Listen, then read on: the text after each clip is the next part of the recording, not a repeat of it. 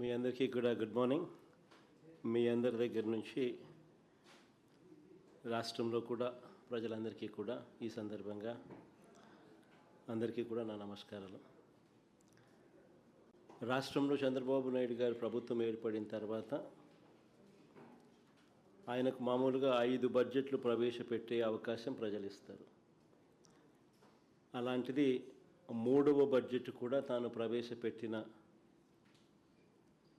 నేపథ్యంలో అంటే ఇక మిగిలిండేది కేవలం 2 బడ్జెట్లు ప్రవేశపెట్టే అవకాశం. So majority of the time అయిపోయిన పరిస్థితుల్లో ఆ బడ్జెట్ కూడా ఆయన ప్రవేశపెట్టిన తర్వాత అసెంబ్లీ సమావేశాలు కూడా దాదాపుగా 16 రోజులు దీని మీద చర్చ జరిగిన పిమ్మట చంద్రబాబు నాయుడు గారిని ఆ 16 రోజుల అసెంబ్లీ సమావేశాలు జరిగిన తర్వాత రాష్ట్ర ప్రజలకు ఏదైనా దానివల్ల మంచి జరిగిందా అన్నది ఒక్కసారి ఆలోచన చేస్తే 16 రోజుల అసెంబ్లీ సమావేశాలు సైతం చంద్రబాబు నాయుడు గారి బడ్జెట్ మీద తాను పెట్టిన మోసాలు, కల్పిత లెక్కలు, అబద్ధాలు ఇవి మాత్రమే ప్రజలకు కనిపించాయి తప్ప ప్రజలకు జరిగిన మేలైతే ఒక పెద్ద సున్నా. ఇన్ఫ్యాక్ట్ ప్రజలను ఎలా తప్పుదోవ పట్టిస్తూ ఉన్నాడు అన్న విషయంపై నేను గత నెల 19వ తారీఖున ప్రెస్ మీట్ పెట్టి చాలా సవివరంగా కూడా చెప్పాను. తనను మొదటి బడ్జెట్లో తాను పెట్టినప్పుడే అయ్యా చంద్రబాబు గారు వీటికి సంబంధించి సమాధానాలు ఉన్నాయా అని చెప్పి అడగడం జరిగింది. ఇప్పుడు చివరికి కాగ్ రిపోర్టు కూడా చంద్రబాబు నాయుడు గారిని ఆ రోజు నేను ఏదైతే వివరాలు అయితే చెప్పానో వాటినే కాగ్ రిపోర్టు కూడా రూఢీ చేస్తూ చంద్రబాబు గారి కూటమి చేస్తూ ఉన్న ఆర్థిక విధ్వంసాన్ని కళ్ళగట్టినట్టుగా కూడా కాగ్ నివేదిక కూడా చూపింది. ఇన్ఫ్యాక్ట్ చంద్రబాబు గారి ఆర్థిక విధ్వంసం ఎలా ఉంటుంది అన్నదానికి కొన్ని ఎగ్జాంపుల్స్ మీ అందరి దృష్టికి కూడా తీసుకొస్తా ఉన్నా. మా ప్రభుత్వం చివరి ఏడాది అంటే 2023-24ను ఆయన తొలి ఏడాది ఏదైతే ఆడిటెడ్ కాగ్ రిపోర్ట్స్ ఏదైతే పబ్లిష్ చేసిందో మా చివరి ఏడాది 2023-24, ఆయన తొలి ఏడాది 2024-25 సంవత్సరాన్ని ఒక్కసారి పోలిస్తే చాలా స్పష్టంగా కూడా కొన్ని విషయాలు కనిపిస్తాయి. 2023-24లో ప్రభుత్వం నుంచి చేసిన మొత్తం ఖర్చు 2023-24 మా చివరి సంవత్సరంలో ప్రభుత్వం నుంచి చేసిన మొత్తం ఖర్చు ఎంత అని చూస్తే 2,36,486 కోట్లు స్లైడ్లో మీకు కనిపిస్తుంది. ఆ సంవత్సరం ప్రభుత్వానికి వచ్చిన రాబడులు అంటే అన్ని రకాల రాష్ట్రానికి సంబంధించిన రావాల్సిన వనరులు అంటే ఒక అప్పులు తప్ప అంటే రాష్ట్రానికి వచ్చే సొంత పన్నులు ఆదాయము, పన్నేతర ఆదాయాలు, డెవల్యూషన్స్ అంటే కేంద్ర ప్రభుత్వం మన వివిధ రాష్ట్రాలకు ఇచ్చే వాటా డెవల్యూషన్స్, గ్రాంట్ ఇన్ ఎయిడ్ ఇవన్నీ కూడా కలుపుకుంటే 1,73,767 కోట్లు.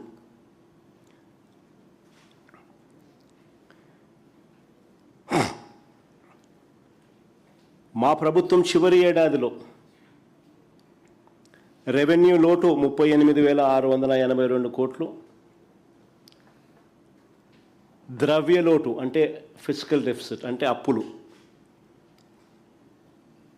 2023-24లో మా ప్రభుత్వం చేసిన అప్పులు ఫిజికల్ డెఫిసిట్ 62,719 కోట్లు కూడా మీ కంటికి కనిపిస్తుంది. ఒకసారి గమనించమని అడుగుతా ఉన్నాం. ఈ రెవెన్యూ లోటు, ఈ ద్రవ్య లోటు, ఈ రెవెన్యూ లోటు, ఈ ద్రవ్య లోటు అంటే ఈ అప్పులు చంద్రబాబు గారి కూటమి అధికారంలోకి వచ్చిన తర్వాత ఎంత దారుణంగా పెరిగాయో ఒక్కసారి చూడండి. 2024-25లో రాష్ట్ర కన్సాలిడేటెడ్ ఫండ్ నుంచి చేసిన ఖర్చు అంటే రాష్ట్ర ప్రభుత్వం చేసిన ఖర్చు 2,49,096 కోట్లు. చంద్రబాబు నాయుడు గారి ప్రభుత్వంలో మొదటి ఏడాది చేసిన ఖర్చు. కానీ ఆ సంవత్సరంలో రాష్ట్రానికి వచ్చిన రాబడులు అంటే అన్ని రకాల రాబడులు, టోటల్ రిసీట్స్, ఇంతకుముందు నేను చెప్పినా కదా, ఆ టోటల్ రిసీట్స్ ఒకసారి చూస్తే అంటే పన్ను స్టేట్స్ ఓన్ రెవెన్యూసు, పన్నేతర revenues, devolutions, grants in aid, ఇటువంటి అన్ని టోటల్ రిసీట్స్ అన్నీ కూడా కలిపితే కేవలం 168,024 కోట్లు. అదే మీరు గమనిస్తే ఆ టేబుల్లో మా హయాంలో 2023-24లో 173,767 కోట్లు కనిపిస్తే ఇక్కడ మాత్రం 168,024 కోట్లు మాత్రమే కనిపిస్తుంది. ఇంకా గమనిస్తే 2024-25 అంటే చంద్రబాబు నాయుడు గారు మొదటి ఏడాది చూస్తే రెవెన్యూ లోటు ఏకంగా 60,285 కోట్లు వర్సెస్ మా ప్రభుత్వ హయాంలో మా చివరి ఏడాది కూడా రెవెన్యూ లోటు 38,682 కోట్లు మాత్రమే.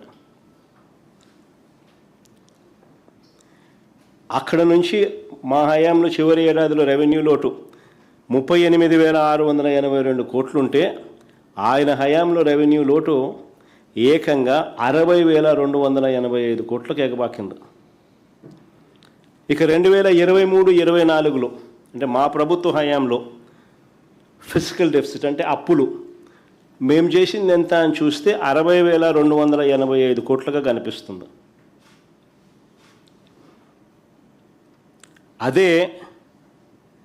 అదే చంద్రబాబు నాయుడు గారి హయానికి వచ్చేసరికి 24-25 ఆ సంవత్సరానికి సంబంధించి ఫిజికల్ డెఫిసిట్ అంటే చంద్రబాబు నాయుడు గారి హయాంలో చేసిన అప్పులు ఎంత అంటే ఏకంగా 81,071 కోట్లు కనిపిస్తుంది.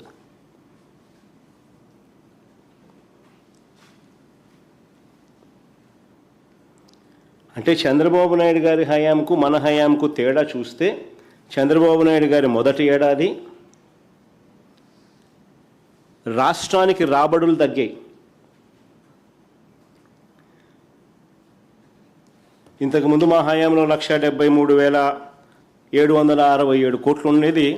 చంద్రబాబు నాయుడు గారి హయాంలోకి వచ్చేసరికి 168,024 కోట్లు. రెవెన్యూ డెఫిసిట్ ఏకంగా 56% పెరిగింది. 38,682 కోట్లు మా హయాంలో ఉంటే ఏకంగా 60,285 కోట్లు ఆయన హయాంలో. రెవెన్యూ డెఫిసిట్ ఏకంగా 56% పెరిగింది.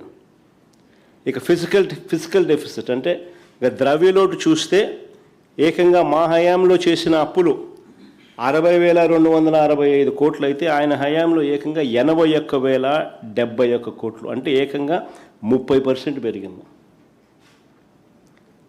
అయినా సరే చంద్రబాబు నాయుడు గారి చంద్రబాబు నాయుడు గారి మొదటి ఏడాది చూస్తే ఎక్కడా కూడా సూపర్ 6లు లేవు, సూపర్ 7లు లేవు. పైగా మా హయాంలో ఉన్న పాత స్కీములన్నీ రద్దు చేసినట్టు ఆ స్కీములు లేవు. అయినా చంద్రబాబు నాయుడు గారి హయాంలో ఇంతటి దారుణమైన పరిస్థితులు కనిపిస్తూ ఉన్నాయి. ఒకసారి గమనించమని అడుగుతా ఉన్నా. 2024-25 తర్వాత కూడా చంద్రబాబు నాయుడు గారి 2024-25 తర్వాత కూడా ద్రవ్యలోటు ఫిజికల్ డెఫిసిట్. అంటే ద్రవ్యలోటు ఫిజికల్ డెఫిసిట్, ద్రవ్యలోటు అంటే ఫిజికల్ డెఫిసిట్, ఫిజికల్ డెఫిసిట్ అంటే నథింగ్ బట్ అప్పులు. పెంచుకుంటూనే పోతా ఉన్నాడు. ఒకసారి గమనిస్తే 2019-20 ఆర్థిక సంవత్సరం అంటే మా ప్రభుత్వం వచ్చిన తర్వాత అక్కడి నుంచి గమనిస్తే, అంటే మా 5 ఏళ్ల పీరియడ్ తర్వాత చంద్రబాబు నాయుడు గారు 2 ఏళ్ల పీరియడ్ 2025-26 దాకా, అంటే 2019-20 నుంచి 2025-26 ఆర్థిక సంవత్సరం మొదటి 10 నెలల వరకు కూడా, ఈ 25-26 ఆర్థిక సంవత్సరం కూడా మొదటి 10 నెలల వరకు కూడా చూస్తే మా 5 ఏళ్ల కాలంలో ఎప్పుడూ లేని విధంగా చంద్రబాబు నాయుడు గారి కూటమి పాలనలో ద్రవ్యలోటు ఫిజికల్ డెఫిసిట్ అంటే అప్పులు as a percentage of total expenditure చూస్తే, గమనించమని అడుగుతాను, అప్పులు as a percentage of total expenditure చూస్తే మా 5 సంవత్సరాల హయాంలో ఎంత తక్కువగా ఉందో అదే చంద్రబాబు గారి హయాంలో అప్పులు as a percentage of total expenditure ఎంత ఎక్కువగా ఉందో తేడా తెలుస్తుంది. అంటే మా హయాంలో ఇంకా కోవిడ్ లాంటి విపత్కర పరిస్థితులు ఎదుర్కొన్నాం. అటువంటి పరిస్థితులు ఉన్నప్పటికీ కూడా పైగా క్రమం తప్పకుండా మేము ఇచ్చిన మాటలన్నీ కూడా నెరవేర్చుకుంటూ మేనిఫెస్టో అమలు చేసినాం.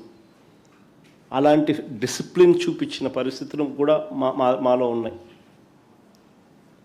ఇలాంటి పరిస్థితుల్లో కూడా ఒకసారి గమనిస్తే ఏ రకంగా యాజ్ అ పర్సంటేజ్ ఆఫ్ అప్పులు as a percentage of total expenditure చూస్తే ఏ రకంగా 2019-20లో 25.59, కోవిడ్ 2020-21లో కోవిడ్ టైంలో కాస్త పెరిగింది 31.82కి వచ్చింది. తర్వాత మళ్ళా ఫిజికల్ డిసిప్లిన్ తీసుకొచ్చినాం. 21-22లో ఏకంగా 14%కి తగ్గించినాం, 14.08%. 22-23లో కూడా 24.97%. 23-24 చివరి సంవత్సరంలో కూడా మా physical deficit as a percentage of total expenditure చూస్తే 26.52%. అదే చంద్రబాబు నాయుడు గారి హయాంకి ఒక్కసారి గమనిస్తే 2024-25లో ఏకంగా ఎలాంటి స్కీములు లేకపోయినా, సూపర్ 6, సూపర్ 7 లాంటి స్కీములు ఏవి లేకపోయినా, గతంలో మా ప్రభుత్వంలో ఉన్న పథకాలన్నీ రద్దు చేసిన ఏకంగా physical deficit as a percentage of expenditure అంటే అప్పులు as a percentage of total expenditure 2024-25లో 32.5%కు పెరిగింది.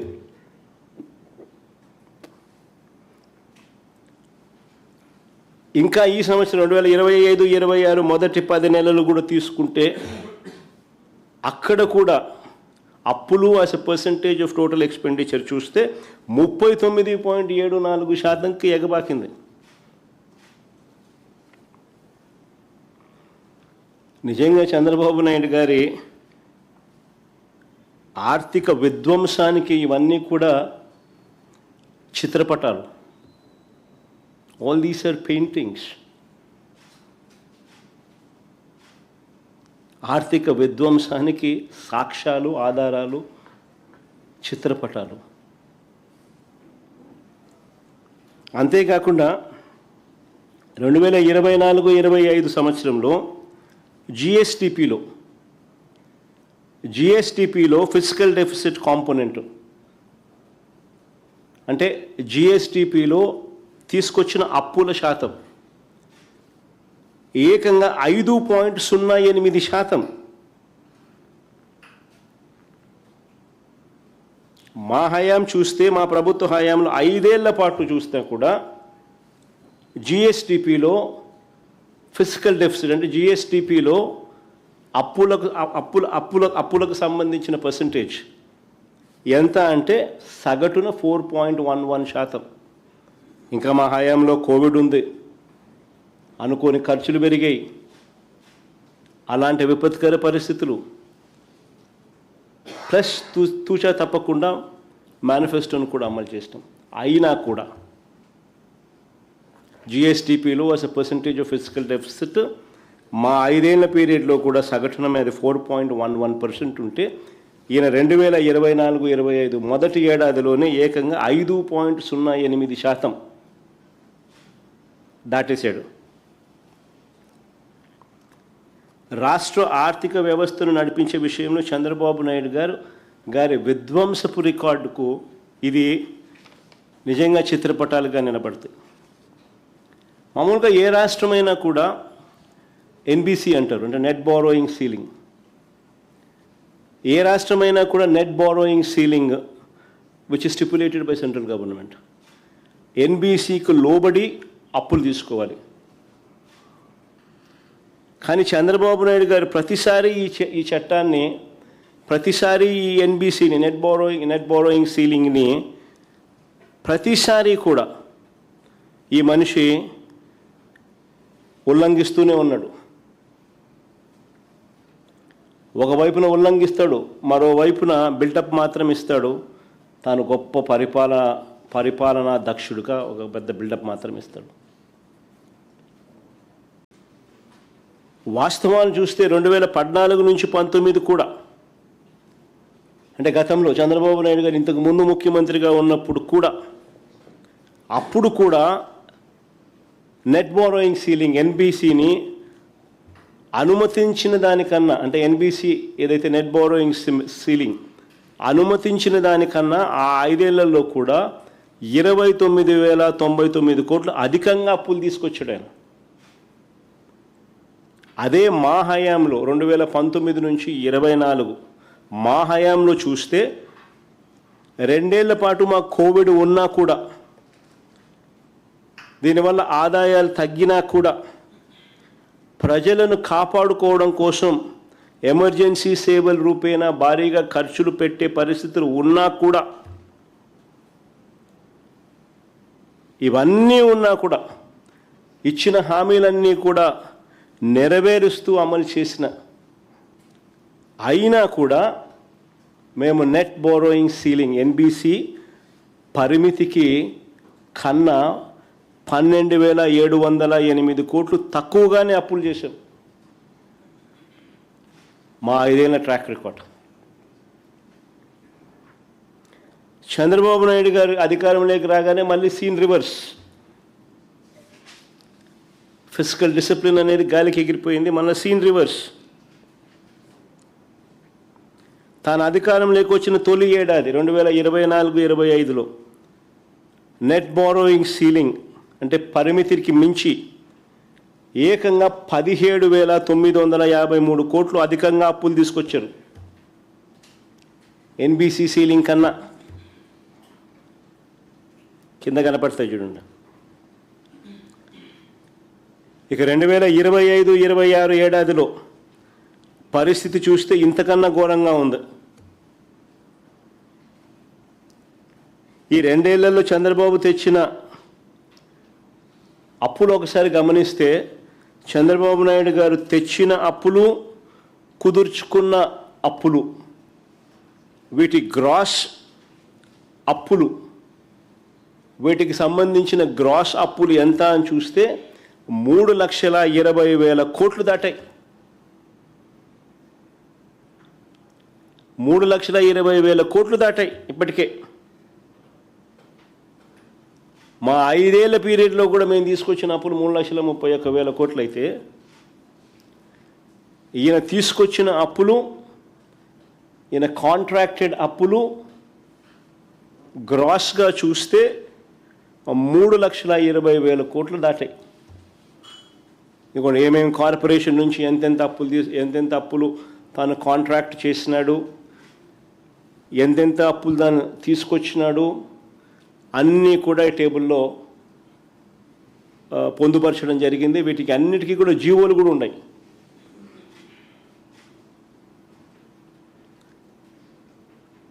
ఈ 2 ఏళ్లలోనే ఏకంగా మేము 5 ఏళ్లలో చేసిన అప్పు 3,31,000 కోట్లు అయితే, ఈయన 2 ఏళ్లలోనే 3,20,000 కోట్లు, 3,20,454 కోట్లు ఈయన కాంట్రాక్టెడ్ అండ్ చేసిన అప్పులు, గ్రాస్ అప్పులు.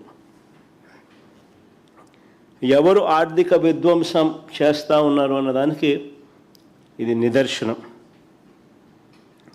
చంద్రబాబు నాయుడు గారి హయాంలో ఈ రెవెన్యూ డెఫిసిట్, ఈ ఫిజికల్ డెఫిసిట్ నిజంగా ఇవి ఎందుకు పెరుగుతూ ఉన్నాయి? చంద్రబాబు నాయుడు గారి హయాంలో ఈ రెవెన్యూ డెఫిసిట్లు, ఆయన వస్తే చాలు ఈ రెవెన్యూ డెఫిసిట్లు, మా హయాంలో ఎందుకు రెవెన్యూ డెఫిసిట్లు, ఫిజికల్ డెఫిసిట్లు కంట్రోల్గా ఉన్నాయి? ఎందుకు చంద్రబాబు నాయుడు గారు వస్తూనే రెవెన్యూ డెఫిసిట్లు, ఫిజికల్ డెఫిసిట్లు ఎందుకు పెరుగుతూ ఉన్నాయి? ఫిజికల్ డెఫిసిట్ అంటే అప్పు ఎందుకు పెరుగుతూ ఉన్నాయి? రెవెన్యూ డెఫిసిట్ అంటే రాష్ట్రానికి వచ్చే రెవెన్యూ మైనస్ రాష్ట్రానికి వచ్చే రెవెన్యూ ఎక్స్పెండిచర్, ఇది రెవెన్యూ డెఫిసిట్. ఎందుకు పెరుగుతూ ఉన్నాయి? పెరగడానికి ప్రధానమైన కారణం ఏమిటి అంటే రాష్ట్రానికి రావాల్సిన ఆదాయాలు రాష్ట్రానికి రావడంలో విచ్చలవిడిగా జరుగుతూ ఉన్న అవినీతి, దోచుకో పంచుకో తినుకో, అందరూ జాయింట్గా రాష్ట్రాన్ని దోచుకుంటూ ఉన్నారు కాబట్టి రాష్ట్రానికి సంబంధించిన ఆదాయాలు పెరగడంలా, రాష్ట్రానికి సంబంధించిన వనరులు రావడంలా. చంద్రబాబు నాయుడు గారు, ఆయన బినామీలు, ఆయన పార్టీ ఎమ్మెల్యేలు, ఆయన ఎల్లో మీడియా సహచరులు దోచుకో పంచుకో తినుకో పరిస్థితిలో ఏకంగా ఇసుకను వదలడంలా, మట్టిని వదలడంలా, సిలికాను వదలడంలా, క్వాడ్స్ను వదలడంలా, లాటరైట్ను వదలడంలా, గ్రనైట్లను వదలడంలా, లిక్కర్ వదలడంలా, లిక్కర్ మాఫియా నడుస్తూ ఉంది, భూమును వదలడంలా, అధిక రేట్లకు పీపీఏలు,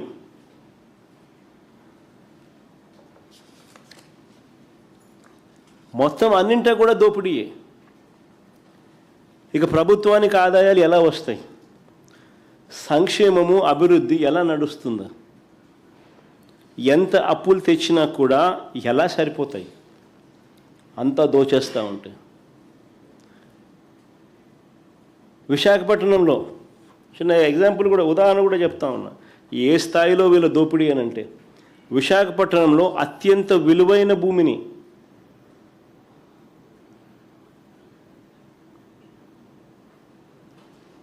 $54 ఎకరాలు 5,000 కోట్లు విలువ చేసే భూమి ఏకంగా చంద్రబాబు నాయుడు గారు ఏకంగా దగ్గరుండి ఆయన సమీప బంధువుకు కట్టబెట్టే కార్యక్రమం చేస్తే రాష్ట్రానికి ఆదాయాలు ఎలా వస్తాయి?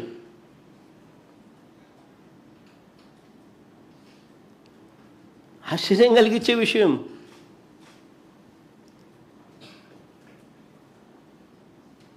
రియల్ ఎస్టేట్ కంపెనీలకు, చెనిక్కాయలకు, బెల్లానికి అతి తక్కువ రేటుకు భూములు ఇస్తా ఉన్నాడు. భూములు వేయడమే కాదు, వాళ్ళు కన్స్ట్రక్షన్ చేసిన దాంట్లో 2,000 రూపాయలు పర్ ఎస్ఎఫ్టీకి ఎదిరిస్తాడంట. ఈయన ఎదిరిస్తాడంట. రాష్ట్రానికి ఆదాయాలు ఎలా వస్తాయి ఇలాంటి స్కాములు జరుగుతూ ఉంటే?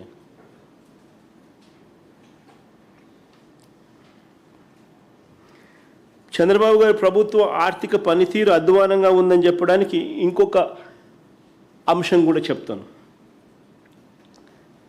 మామూలుగా మినిమం క్యాష్ బ్యాలెన్స్ అనేది ట్రెజరీలో ఉండాలి. ఆ మినిమం క్యాష్ బ్యాలెన్స్ అనేది ట్రెజరీలో లేకపోతే, కన్సాలిడేటెడ్ ఫండ్లో కన్నా లేకపోతే వెంటనే ఇట్ విల్ ట్రిగర్ ఎస్డిఎఫ్ అంటే స్పెషల్ డ్రాయింగ్ ఫెసిలిటీ. అంటే ఇవన్నీ కూడా రకరకాల వడ్డీలతో కూడిన ఇన్స్ట్రుమెంట్స్. రాష్ట్ర ప్రభుత్వ ఖజానాలో డబ్బులు ఎప్పుడైతే లేకుండా పోతాయో అప్పుడు ఇమీడియట్గా ఫస్ట్ ట్రిగర్ వడ్డీతో కూడిన స్పెషల్ డ్రాయింగ్ ఫెసిలిటీ, ఎస్డిఎఫ్ అంటారు, అది ట్రిగర్ అవుతుంది. ఈ అమౌంట్ కూడా దాటిపోతే వడ్డీతో కూడిన డబ్ల్యూఎంఏ అంటే వేస్ అండ్ మీన్స్ అకౌంట్, అది ట్రిగర్ అవుతుంది. అది కూడా దాటిపోతే ఓడీలోకి వెళ్ళిపోతాం, ఓవర్ డ్రాఫ్ట్ ఫెసిలిటీ. ఇవన్నీ కూడా వడ్డీతో కూడిన ఇన్స్ట్రుమెంట్స్. ట్రెజరీలో మినిమం బ్యాలెన్సులు లేకపోతే, రాష్ట్ర ప్రభుత్వానికి సంబంధించిన కన్సాలిడేటెడ్ ఫండ్లో మినిమం బ్యాలెన్సులు కానీ లేకపోతే ఇచ్చే విషయం ఏమిటో తెలుసా? ఏ కష్టాలు కూడా చంద్రబాబు నాయుడు హయాంలో లేనప్పటికీ, మా హయాంలో అన్న కోవిడ్ లాంటి విపత్కర పరిస్థితులు చూసినాం, రకరకాల ఇబ్బందులకర పరిస్థితుల మధ్య రాష్ట్రాన్ని నడిపినాం. కానీ చంద్రబాబు నాయుడు గారు ఏ కష్టాలు లేనప్పటికీ 2024-25లో మినిమం నగదు ట్రెజరీలో ఉన్న రోజులు ఎన్నో తెలుసా? కేవలం 8 రోజులు. అంటే 365 రోజులకు 357 రోజులు ట్రెజరీలో మినిమం బ్యాలెన్స్ కూడా పెట్టలా.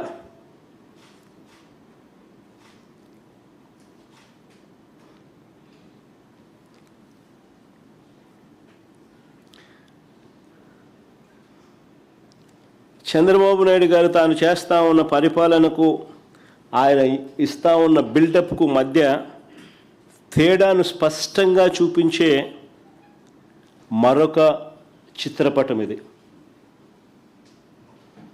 మరొక పెయింటింగ్ ఇది.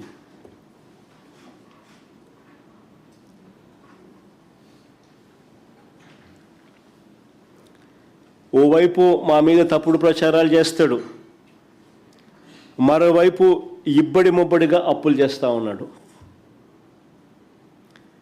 పైగా వాళ్ళు చేస్తూ ఉన్న అప్పులన్నీ కూడా బయటకు రానివ్వకుండా దాచేసే కార్యక్రమం చేస్తూ ఉన్నారు. అది ఇంకా ఆశ్చర్యం. వాళ్ళు చేస్తూ ఉన్న అప్పులు బయటకు రానివ్వకుండా ఏకంగా దాచేసే ప్రయత్నం చేస్తూ ఉన్నారు. 2024-25లో ఆయన వాస్తవంగా చేసిన అప్పులు ఏకంగా 81,082 కోట్లు అయితే, ఇది కాగ్ రిపోర్ట్లో statement 6 from finance accounts for government of Andhra Pradesh released by CAG for the financial year 24-25. CAG report statement 6 ఇది. ఆ ప్రింట్ పెట్టేసినాం అంతే. కాగ్ రిపోర్ట్లోనే తీసుకొచ్చి ఆ ప్రింట్ చూపిస్తా ఉన్నా నీకు, మీ అందరికీ కూడా. Net borrowing, net increase in borrowing చూడండి, ఆ కాలం సర్కిల్ చేసినాం చూడండి. అది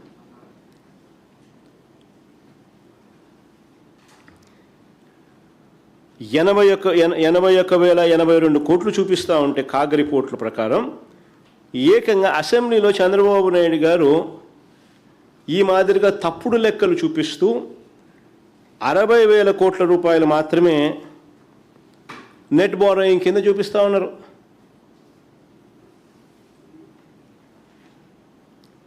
అంతా 60,485 కోట్లని. అంటే తప్పుడు సమాచారం, దాచిపెట్టే కార్యక్రమం. ఏకంగా 20,000 కోట్ల అప్పును, వాస్తవంగా చేసిన అప్పును దాచిపెట్టి చూపిస్తూ ఉన్నారు.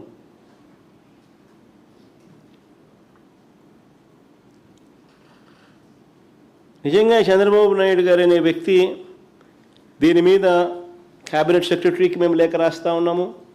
ఈ కాగ్ రిపోర్టు ప్లస్ వాళ్ళు రాసిన లేఖ రెండు కూడా చూపించి, చంద్రబాబు నాయుడు కోసం కింద మీద పడిన ఆ సెక్రటరీ ఎవరైతే ఉన్నారో వాళ్ళ ఉద్యోగాలు కూడా ఆటోమేటిక్లీ క్వశ్చన్ మార్కులకు వస్తాయి.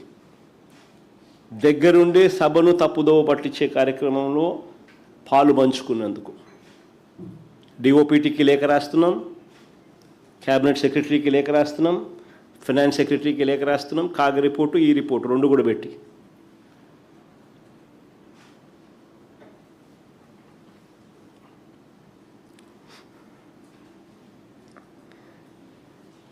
ఈ డైరెక్ట్ ప్రభుత్వ అప్పులు కాక, ఇది డైరెక్ట్ ప్రభుత్వ అప్పులు. ఈ డైరెక్ట్ ప్రభుత్వ అప్పులు కాక 2024-25లో ఆఫ్ బడ్జెట్ బారోయింగ్స్, అంటే బడ్జెట్ ఏతర అప్పులు ఈ వివరాలు ఇవ్వండి అని చెప్పి మండలిలో మేము రాతపూర్వకంగా ప్రశ్నిస్తే చంద్రబాబు నాయుడు గారి ప్రభుత్వం సమాధానం దాటవేసే కార్యక్రమమే చేశారు, కానీ వివరాలు ఇవ్వాల. రాష్ట్ర ప్రభుత్వానికి చెందిన అనేక సంస్థలు ప్రభుత్వ గ్యారంటీతో పెద్ద ఎత్తున అప్పులు తీసుకున్నాయి. వీటికి సంబంధించి అధికారికంగా ఎన్నో జీవోలు ఇచ్చారు. నేను అడుగుతా ఉన్నా, వీటిని అన్నింటినీ ఆఫ్ బడ్జెట్ బారోయింగ్స్ అనకంగా ఏమంటారు అని.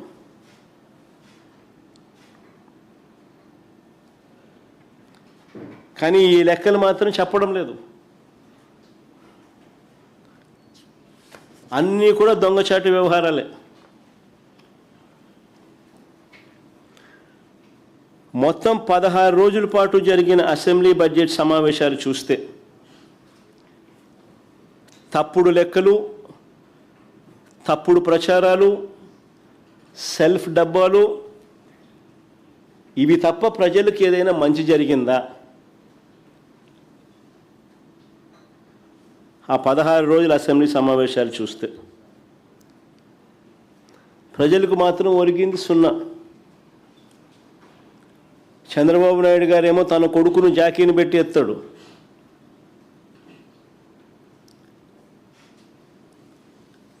తన కొడుకేమో చంద్రబాబు నాయుడిని జాకీలు పెట్టి ఎత్తుతాడు. వీళ్ళిద్దరినీ పవన్ కళ్యాణ్ జాకీలు పెట్టి ఎత్తుతాడు. అసెంబ్లీ అంతా ఇదే.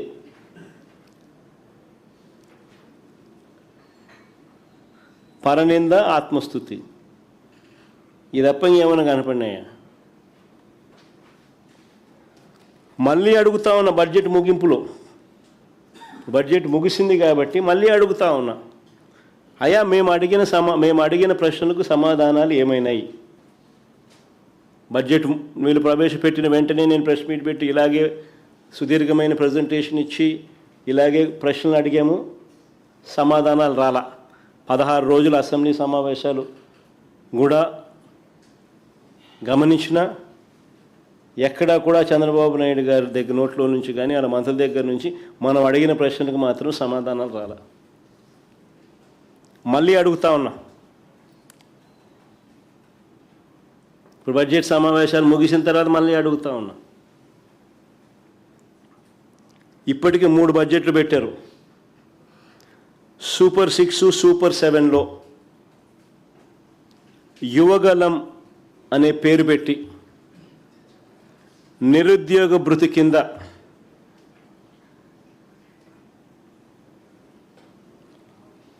నెలకు 3,000 రూపాయల చొప్పున, సంవత్సరానికి 36,000 చొప్పున,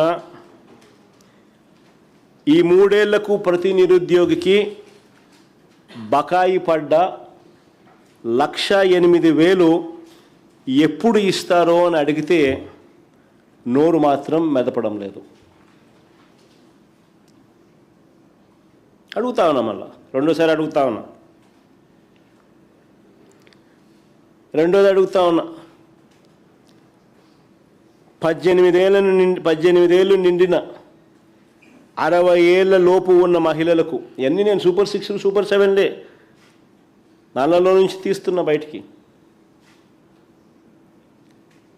18 ఏళ్ళు నిండిన 60 ఏళ్ళ లోపు ఉన్న మహిళలకు ఆడబిడ్డ నిధి అని చెప్పి మీ సూపర్ 6లో, సూపర్ 7లో పేరు పెట్టి ఇస్తామన్నారు. జూన్ 2024 నుంచే ఇవన్నీ వర్తిస్తాయని కూడా చెప్పినారు. మీరు ఇచ్చిన బాండ్లు చూసినా, మీరు ఇచ్చిన అడ్వర్టైజ్మెంట్లు చూసినా అన్నీ కూడా జూన్ 2024 నుంచే స్టార్ట్ అయిపోతాయన్నారు. ప్రతి నెల 1,500 ఇస్తామన్నారు. ఏడాదికి 18,000 ఇస్తామన్నారు. 3 ఏళ్లకు గాను ఒక్కొక్కరికి 54,000 బాకీ. ఒక్కొక్క మహిళకు, 18 ఏళ్ళు నిండిన మహిళకు ఒక్కొక్కరికి ఏకంగా 54,000 బాకీ. ఓటర్ లిస్టు ప్రకారం చూసినా కానీ ఏకంగా ఓటర్ లిస్టు చూపించమాట రాష్ట్రంలో ఇంతకుముందు నువ్వు చూపించింది ఎన్నికిపో సరిపోతుందమ్మా. 2,10,00,000 మంది ఓటర్లు ఉన్నారని చెప్పి అదే అమ్మా ఇది అంత ఆవేశపడుతున్నాం. ఏం చేస్తా ఇక అదే నేను ఓటర్ లిస్టు చూసిన 2,10,58,615 మంది ఓటర్లు. వీళ్ళంతా 18 ఏళ్ళ వయసు నిండిన వాళ్ళే.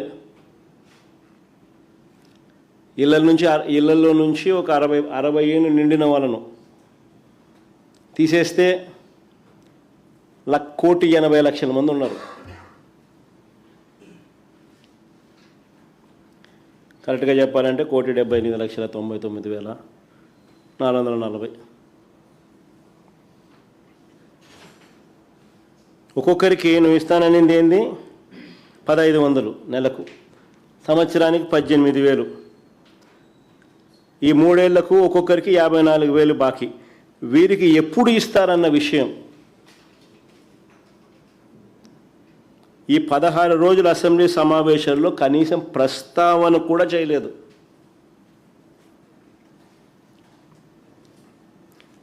ఇదే సూపర్ 6, సూపర్ 7లో ఇంకో ముఖ్యమైన హామీ. ఈనాడు పత్రిక అడ్వర్టైజ్మెంట్ మళ్ళీ చూపించండి. మీ సూపర్ 6, సూపర్ 7లో ఇంకో ముఖ్యమైన హామీ 50 ఏళ్ళు నిండిన ఎస్సీ, ఎస్టీ, బీసీ, మైనారిటీలకు పెన్షన్ అని. నెలకు 4,000 రూపాయలు చొప్పున, ఏడాదికి 48,000 రూపాయలు చొప్పున 3 ఏళ్లకు వీళ్ళు బాకీ పడింది ఒక్కొక్కరికి 1,44,000. వీరికి ఎప్పుడు ఇస్తారు స్వామి ఇది అని అడిగినాం.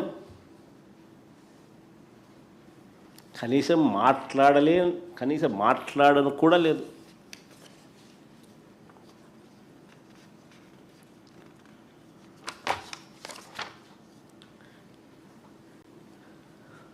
పైగా 2024 ఎన్నికల షెడ్యూల్ వచ్చే నాటికి మార్చిలో మేమిచ్చిన పెన్షన్ల సంఖ్య 66,34,372. మేమిచ్చిన పెన్షన్లు అక్షరాల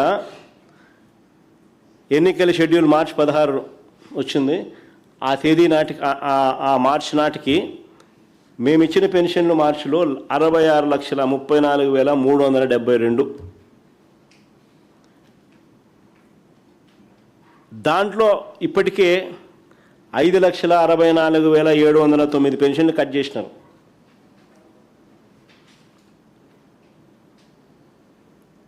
వీళ్ళు మొన్న మార్చిలో ఇచ్చిన పెన్షన్లు చూస్తే 60,69,663. అంటే దాని అర్థం 5,64,709 పెన్షన్లు కటింగ్. ప్రతి నెల 25,000 పెన్షన్లు కట్ చేస్తూ ఉన్నారు.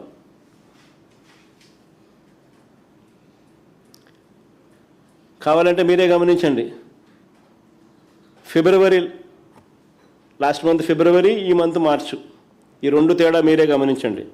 2026 ఫిబ్రవరిలో ఇచ్చిన పెన్షన్లు 60,96,108 అయితే ఈ మార్చిలో నెక్స్ట్ మంత్ మార్చిలో ఇచ్చిన పెన్షన్లు 60,69,663.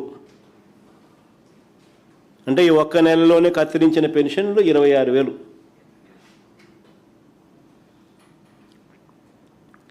ప్రతి నెల ఇలా కత్తిరిస్తున్నారు. ఏకంగా ఇప్పటికి 5,64,709 పెన్షన్లు కట్ చేసినారు. కొత్తగా ఒక్క పెన్షను కొత్తది ఇలా. కొత్త పెన్షన్ల మీద ఒక మాట మాట్లాడలేదు. పైగా ప్రభుత్వం వద్ద ఇప్పటికే 2.5 లక్షల పెన్షన్ల దరఖాస్తులు పెండింగ్లో ఉన్నాయి. ఇప్పటికే కొత్త దరఖాస్తులు తీసుకోవడంలా. మా హయాంలో ప్రతి 6 నెలలకు ఒకసారి, జూన్లో ఒకసారి, డిసెంబర్లో ఒకసారి, ప్రతి 6 నెలలకు ఒకసారి మేము అప్డేట్ చేసేవాళ్ళం. ఈరోజు టోటల్గా సీన్ రివర్స్.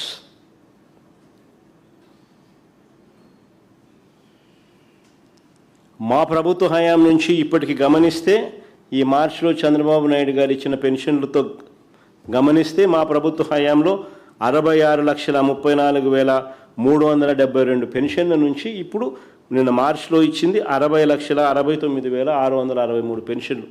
అంటే ఏకంగా 5,64,709 పెన్షన్లు కత్తిరించినారు. కనీసం ఈ మార్చిలో వీళ్ళు ఇచ్చిన నెంబర్ల ప్రకారం అంటే ఈ 60,69,663 మంది రూపాయలు 60,69,663 మందికి వీళ్ళిచ్చే పెన్షన్ అమౌంట్ లెక్కన ఇంటూ 12 నెలలు వేసుకుంటే వీళ్ళు ఇవ్వవలసింది బడ్జెట్లో పెట్టవలసింది 31,554 కోట్లు. కానీ వీళ్ళు బడ్జెట్లో పెట్టింది కేవలం 27,719 కోట్లు.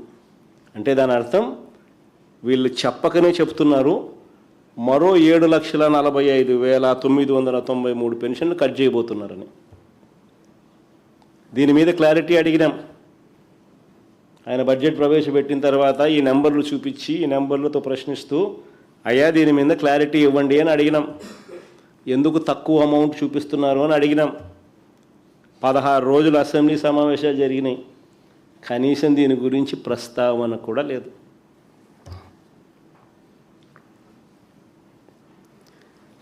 తల్లికి వందనం కింద సూపర్ 6, సూపర్ 7లో ఇంకోటి చెప్పినారు. చంద్రబాబు నాయుడు గారు చెప్పిన ఆ స్కీములో తల్లికి వందనం కింద ఏకంగా మొదటి ఏడాది ఎగ్గొట్టిన డబ్బులు ఎప్పుడు ఇస్తారయ్యా అని అడిగినాం. తల్లికి వందనం కింద ప్రతి పిల్లాడికి 15,000 ఇస్తామన్నారయ్యా, ఎప్పుడు ఇస్తారయ్యా, ఎగ్గొట్టారు అని చెప్పి అడిగాం. రెండో ఏడాది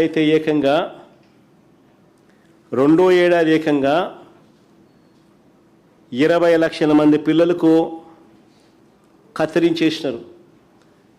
2023-24 అంటే మా ప్రభుత్వ హయాంలోని చివరి ఏడాది యూడిఐఎస్సి numbers, unified district information system on education, యూడిఐఎస్సి numbers ఒకసారి చూస్తే ఫర్ ఎడ్యుకేషన్ చూస్తే ఏకంగా 87,41,885 మంది పిల్లలు.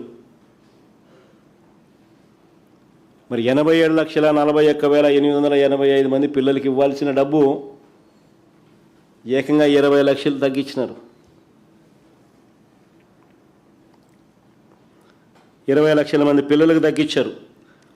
తగ్గడమే కాదు, ఏ ఒక్కరికి 15,000 ఇవ్వాల. 15,000 కథ దేవుడు ఎరుగు. కొందరికి 8,000, కొందరికి 9,000, కొందరికి 10,000, కొంతమందికి అక్కడక్కడ 13,000 వీళ్ళు ఇచ్చింది. ఆ మిగిలిన డబ్బులు ఎప్పుడు ఇస్తారు స్వామి అని అడిగినాం. మొదటి ఏడాది ఎగ్గొట్టిన డబ్బులు ఎప్పుడు ఇస్తారు? సరిగ్గా ఇవ్వలేదు కదా, మిగిలిన వారిని కూడా కలుపుకొని ప్లస్ ఇచ్చిన వారికి కూడా సరిగ్గా ఇవ్వలేదు కదా, బ్యాలెన్స్ డబ్బులు ఎప్పుడు ఇస్తారు స్వామి అని అడిగినాం. దానికి సంబంధించి కూడా నోరు మెదపలేదు. 16 రోజుల అసెంబ్లీ సమావేశాలు. ఉచిత బస్సు ప్రయాణం అన్నారు, ఎక్కడి నుంచి ఎక్కడికైనా అని చెప్పినారు.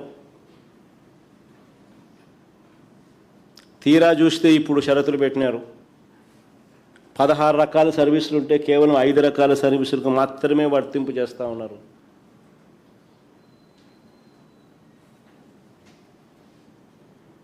ఎందుకు ఈ మాదిరిగా షరతులు పెట్టినారయ్యా? ఎన్నికలప్పుడు ఎలాంటి షరతులు లేకుండా అని చెప్పి అదే పనిగా చెప్పినారు కదయ్యా మీరు అని అడిగితే నోరు మెదపడం లేదు.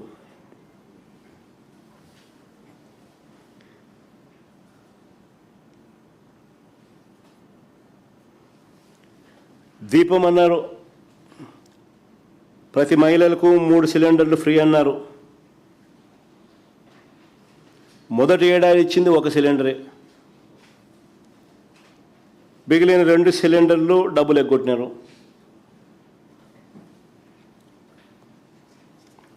రాష్ట్రంలో మొత్తం గ్యాస్ కనెక్షన్లు 1,59,00,000 చేరుకట్టుగా డేటా కనిపిస్తూ ఉంది. Source public sector, PSU, OMC, IOCL, BPCL క్లియర్గా కనిపిస్తూ ఉంది సోర్స్. 1,59,00,000 రాష్ట్రంలో గ్యాస్ కనెక్షన్లు ఉంటే ఒక్కో గ్యాస్ సిలిండర్కి 855 రూపాయలు చొప్పున 3 గ్యాస్ సిలిండర్లకు ఏడాదికి 4,000 రూపాయలు ఖర్చు పెట్టాలి. మరి 3 ఏళ్ళు అంటే 4,000 ఇంటూ 3 12,000. వీళ్ళు ఇచ్చింది ఏంది? మొదటి ఏడాది 786 కోట్లు మాత్రమే. రెండో ఏడాది 2,199 కోట్లు రివైజ్డ్ ఎస్టిమేట్లో చెప్పినారు. మరి ఇచ్చినారా లేదో చూడాల్సిన తర్వాత ఎప్పుడో తెలుస్తాయి మనకు. బట్ రివైజ్డ్ ఎస్టిమేట్లో ఏమో 2,199 కోట్లు అన్నారు. ఈ బడ్జెట్లో 2,600 కోట్లు పెట్టినారు. మరి 12,000 కోట్లకు 3 ఏళ్ళకు కాను నువ్వు ఇచ్చింది కనీసం సగం కూడా లేదు. 6,144 కోట్లు బకాయిలు. 12,000 కోట్లు డివైడెడ్ -786 -2,199 -2,600 కోట్లు, 6,143 కోట్లు బాకీ. ఇవి ఎప్పుడు ఇస్తారు స్వామి?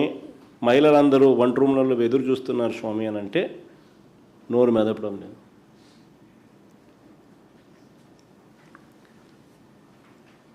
అన్నదాత సుఖీభవ అన్నాడు రైతులను మోసం చేసేందుకు. అప్పుడేమన్నాడు? పిఎం కిసాన్ కాక అన్నదాత సుఖీభవ పేరుతో నేను నెల 20,000 ఇస్తా, నేను సంవత్సరానికి 20,000 ఇస్తానన్నాడు. ఇంతకుముందు కూడా మన బడ్జెట్ ప్రజెంటేషన్లో ఇదే ఆయన అన్న మాటలు, ఆయన నోట్లో నుంచి వచ్చిన ఆ మాటలు ప్లే చేసి వినిపించిన అందరికీ కూడా. కావాలంటే మళ్ళీ ప్లే చేద్దాం ఒకసారి. చెప్పు, ప్లే చేయ. మడమ తిప్పడు, మాట తప్పడు. అవును, ఇప్పుడేమన్నా గవర్నమెంట్ ఆఫ్ ఇండియా 6,000 రూపాయలు ఇస్తుంది కాబట్టి అది మైనస్ చేసి నేను 6,500 రూపాయలు ఇస్తానని చెప్పిన పెద్ద మనిషి ఎవరో చెప్పలా? రైతుకు సంవత్సరానికి 20,000 రూపాయలు ఇప్పుడు ఇచ్చేది కాకుండా 20,000 వరకు ఇచ్చేట్టుగా తెలుగుదేశం పార్టీ నిర్ణయం చేశాం. చూడండి ఎంత గొప్పగా అబద్ధాలు ఆడగలుగుతాడు మనిషి. అన్నదాత సుఖీభవ అని చెప్పి ఇప్పుడు ఇచ్చేది కాక 20,000 ఇస్తానని చెప్పినాడు. మొదటి ఏడాది ఎగ్గొట్టేసినాడు. రెండో ఏడాది 20,000కు గాను ముక్కి అప్పుడు ఒక 5,000 అప్పుడు ఒక 5,000 ఇచ్చినాడు. అంటే 2 ఏళ్ళకి కలిపి 40,000 రూపాయలు ప్రతి రైతుకు ఇవ్వాల్సింది 40,000కు గాను ఇచ్చింది కేవలం 10,000. అంటే 30,000 రూపాయలు ప్రతి రైతుకు బాకీ. ఇది ఎప్పుడు ఇస్తావు స్వామి ఆ రైతులకు అందరికీ? రైతులు చాలా ఇబ్బందుల్లో ఉన్నారు అని అడిగితే నోరు కూడా మెదపడం లేదు. 16 రోజుల అసెంబ్లీ సమావేశాల తర్వాత. పైగా మా ప్రభుత్వ హయాంలో 53,52,000 మంది రైతులకు మా ప్రభుత్వ హయాంలో రైతు భరోసాను వర్తింపజేసి మేము ఇస్తే, ఈయన హయాంలో ఈయన 46,85,000 మందికి కుదించేసినాడు. అంటే దాదాపుగా 7 లక్షల మంది రైతులను ఎగరగొట్టేసినాడు. పైగా కౌలు రైతులకు ఒక పైసా కూడా ఇవ్వాల. కౌలు రైతులు కానీ, ఆర్ఓఎఫ్ఆర్ పట్టాదారు రైతులు కానీ వీళ్ళెవ్వరికీ కనీసం ఒక పైసా కూడా ఇచ్చింది లేదు.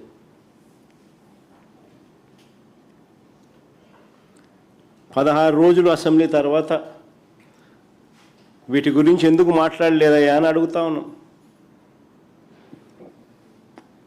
2023-24 ఖరీఫ్లో 2023-24 ఖరీఫ్కు సంబంధించి 2024 జూన్లో రాష్ట్ర ప్రభుత్వం ఇన్సూరెన్స్ ప్రీమియం రైతుల తరపున కట్టాల్సింది కడితే, కేంద్రం వాళ్ళు ఇవ్వాల్సింది కూడా దానికి జత కలిపి రైతులకు ఇన్సూరెన్స్ కంపెనీలు పంట నష్ట పరిహారం డబ్బులు ఇస్తాయి. అలాంటిది ఈ పెద్ద మనిషి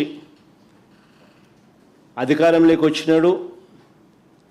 జూన్ 2024లో డబ్బులు కట్టాల్సింది కట్టకపోవడంతో 834 కోట్లు కట్టకపోవడంతో రైతులు ఏకంగా 1324 కోట్లు నష్టపోయినారు. ఉచిత పంటల బీమాను పూర్తిగా రద్దు చేసి రైతులను గాలికి వదిలేసి చంద్రబాబు నాయుడు గారి నిర్వాకాల వల్ల 2023-24, 2024-25 ఈ 2 వ్యవసాయ సీజన్లకు సంబంధించి రైతులు ఏకంగా 3500 కోట్ల రూపాయలు నష్టపోయారు. ఉచిత పంటల బీమా తీసేయడం వల్ల. వీటికి సంబంధించి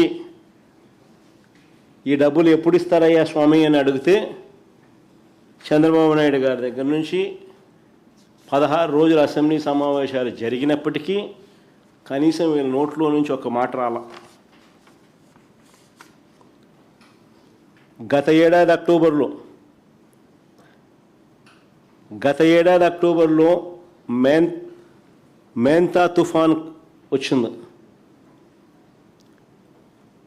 ఈ మోంతా తుఫాన్ అన్నది ఏదైతే గత ఏడాది అక్టోబర్లో వస్తే లక్షల మంది రైతులు నష్టపోతే రూపాయి ఇన్పుట్ సబ్సిడీ ఇవ్వాల. రూపాయిలా ఎవరికి ఇప్పటికీ కూడా. ఎప్పుడు ఇస్తారో అని చంద్రబాబు నాయుడు గారిని గట్టిగా నిలదీస్తూ అడిగితే 16 రోజుల అసెంబ్లీ సమావేశాలు అయిన తర్వాత కూడా కనీసం వీళ్ళ నోట్లో నుంచి ఒక్క మాట రాదు. రాష్ట్రంలో ధరల స్థిరీకరణ నిధి కోసం ఏకంగా మా ప్రభుత్వ హయాంలో 3000 కోట్ల ధరల స్థిరీకరణ నిధి పెట్టి ఏకంగా 7500 కోట్ల రూపాయలు వెచ్చించి 5 ఏళ్లలో రైతు భరోసా కేంద్రాలు నెలకొల్పి ఆ ప్రతి ఎకరాను ఆ ప్రతి గ్రామంలోనూ ఈ క్రాప్ చేసి ఏ రైతుకైనా కూడా తన వేసిన ఏ పంటకైనా కూడా గిట్టుబాటు ధర రాని పరిస్థితి ఎక్కడైనా ఉంటే వెంటనే ఆ ఆర్బీకే పరిధిలోనే సీఎం యాప్ అని continuous monitoring of agricultural price and procurement అని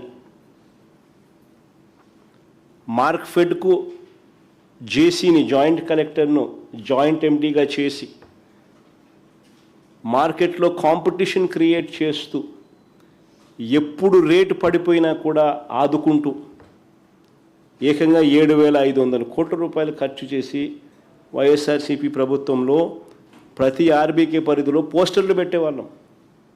ఇదిగో ఈ పంటకు ఇది గిట్టుబాటు ధర అని. ఈ రేటు కన్నా తక్కువగా ఎక్కడైనా వస్తే వెంటనే ప్రభుత్వం జోక్యం చేసుకుంటుంది అని చెప్పి రైతులకు భరోసా ఇచ్చేవాళ్ళం. దళారీల వెన్నులో వణుకు పుట్టించేవాళ్ళం.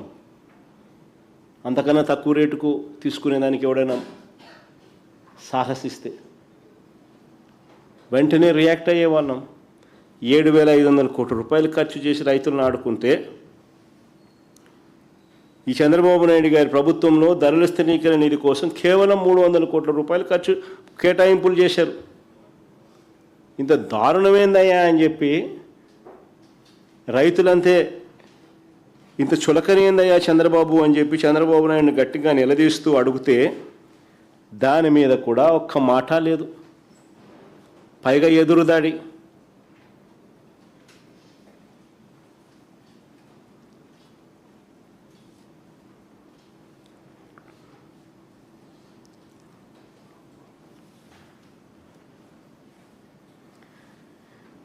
గత ఏడాది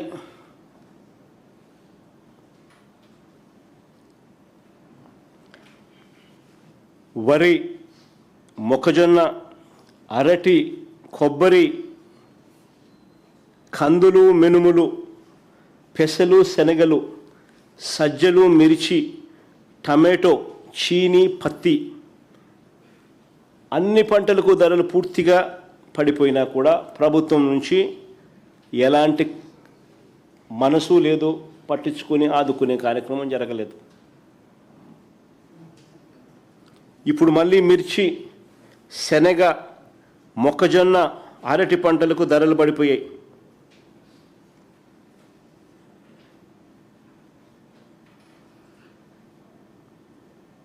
ఆశ్చర్యం కలిగిస్తుంది.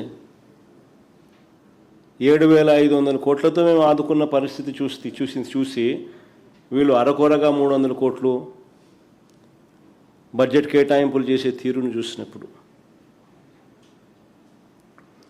నెల రోజుల క్రితం 26,000 ఉన్న మిర్చి రేటు ఈరోజు 18,000కు పడిపోయింది. అయినా పట్టించుకునేవాడు ఎవడు లేడు. శనగ ఎంఎస్పి రేటు 5,875. రైతులు 5,000 కూడా రాని పరిస్థితులు రైతులు అమ్ముకుంటా ఉన్నారు. 5,000 కూడా రైతులకు గిట్టడంలా, పట్టించుకునే పరిస్థితి లేదు. మొక్కజొన్నకు ఎంఎస్పి 2,400 రూపాయలు ఎంఎస్పి అయితే రైతులు 1,400, 1,500 రూపాయలకు అమ్ముకుంటా ఉన్నారు. పట్టించుకునే పరిస్థితి లేదు. ఈ ఒక్క పంట మీదనే దాదాపుగా రైతులు నష్టపోతా ఉన్న ఈ 1,000 రూపాయలను లెక్కేసుకుంటే ఒక్క మొక్కజొన్న విషయంలోనే రైతులు 3,500 కోట్లు నష్టపోతా ఉన్నారు. అయినా మార్కెట్లో కాంపిటీషన్ క్రియేట్ చేసేది లేదు. అరటి, మళ్ళీ ఈ సంవత్సరం కూడా అరటి టన్ను 5,000కు అమ్ముకోవాల్సిన పరిస్థితి. మా హయాంలో 30,000 రూపాయలు టన్ను అమ్ముకున్న పరిస్థితుల నుంచి ఇప్పుడు 5,000 రూపాయలకు తెగనమ్ముకుంటా ఉన్న పరిస్థితి. మరోవైపు టమాటో ధరలు కిలో 2 రూపాయలకు అమ్ముకోవాల్సిన పరిస్థితి ఈరోజు. ఇవే కాకుండా బత్తాయి, సజ్జ, వాటర్ మెలను, మస్క్ మెలను, ఈ అన్ని పంటల పరిస్థితి, పండ్ల పంటల పరిస్థితి ఇదే. ఇలాంటి పరిస్థితుల్లో రైతులకు అండగా ఉంటామని చెప్పి 16 రోజుల అసెంబ్లీ సమావేశాలు ముగిశాయి. 300 కోట్లు కాదు, 3,000 కోట్ల రూపాయల ధర స్థిరీకరణ నిధి పెడతాము, తోడుగా ఉంటాము అని చెప్పాల్సిన నోట్లో నుంచి కనీసం నోరు మెదపలేదు. పైగా ఎమ్మెల్యేలకు ఆటలంట, ఎమ్మెల్యేలకు పాటలంట, ఎమ్మెల్యేలతో స్కిట్లంట. అసలు అసెంబ్లీ సమావేశాల్లో వీళ్ళు బిహేవ్ చేస్తామన్న తీరు చూస్తే ఇంత దారుణమైన పరిస్థితుల్లో రైతన్న కొట్టుమిట్టాడుతూ ఉంటే వీళ్ళ ఆటలు, వీళ్ళ పాటలు, వీళ్ళ స్కిట్లు.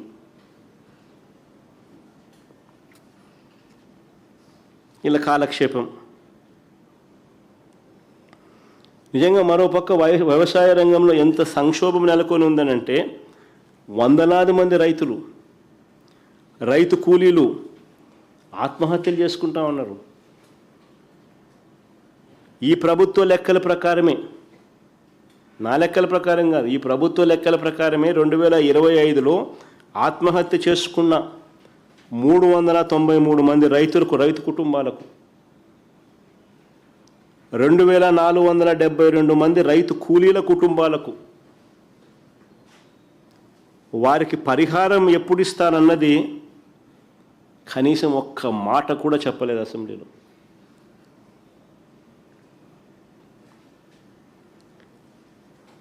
వ్యవసాయ రంగంలో ఉన్న సంక్షోభం గురించి, రైతుల కష్టాల గురించి చర్చించడం, మాట్లాడడం, వారికి భరోసా ఇవ్వడం, ఇటువంటివన్నీ కూడా కనీసం మచ్చుక కూడా చేయలేదు.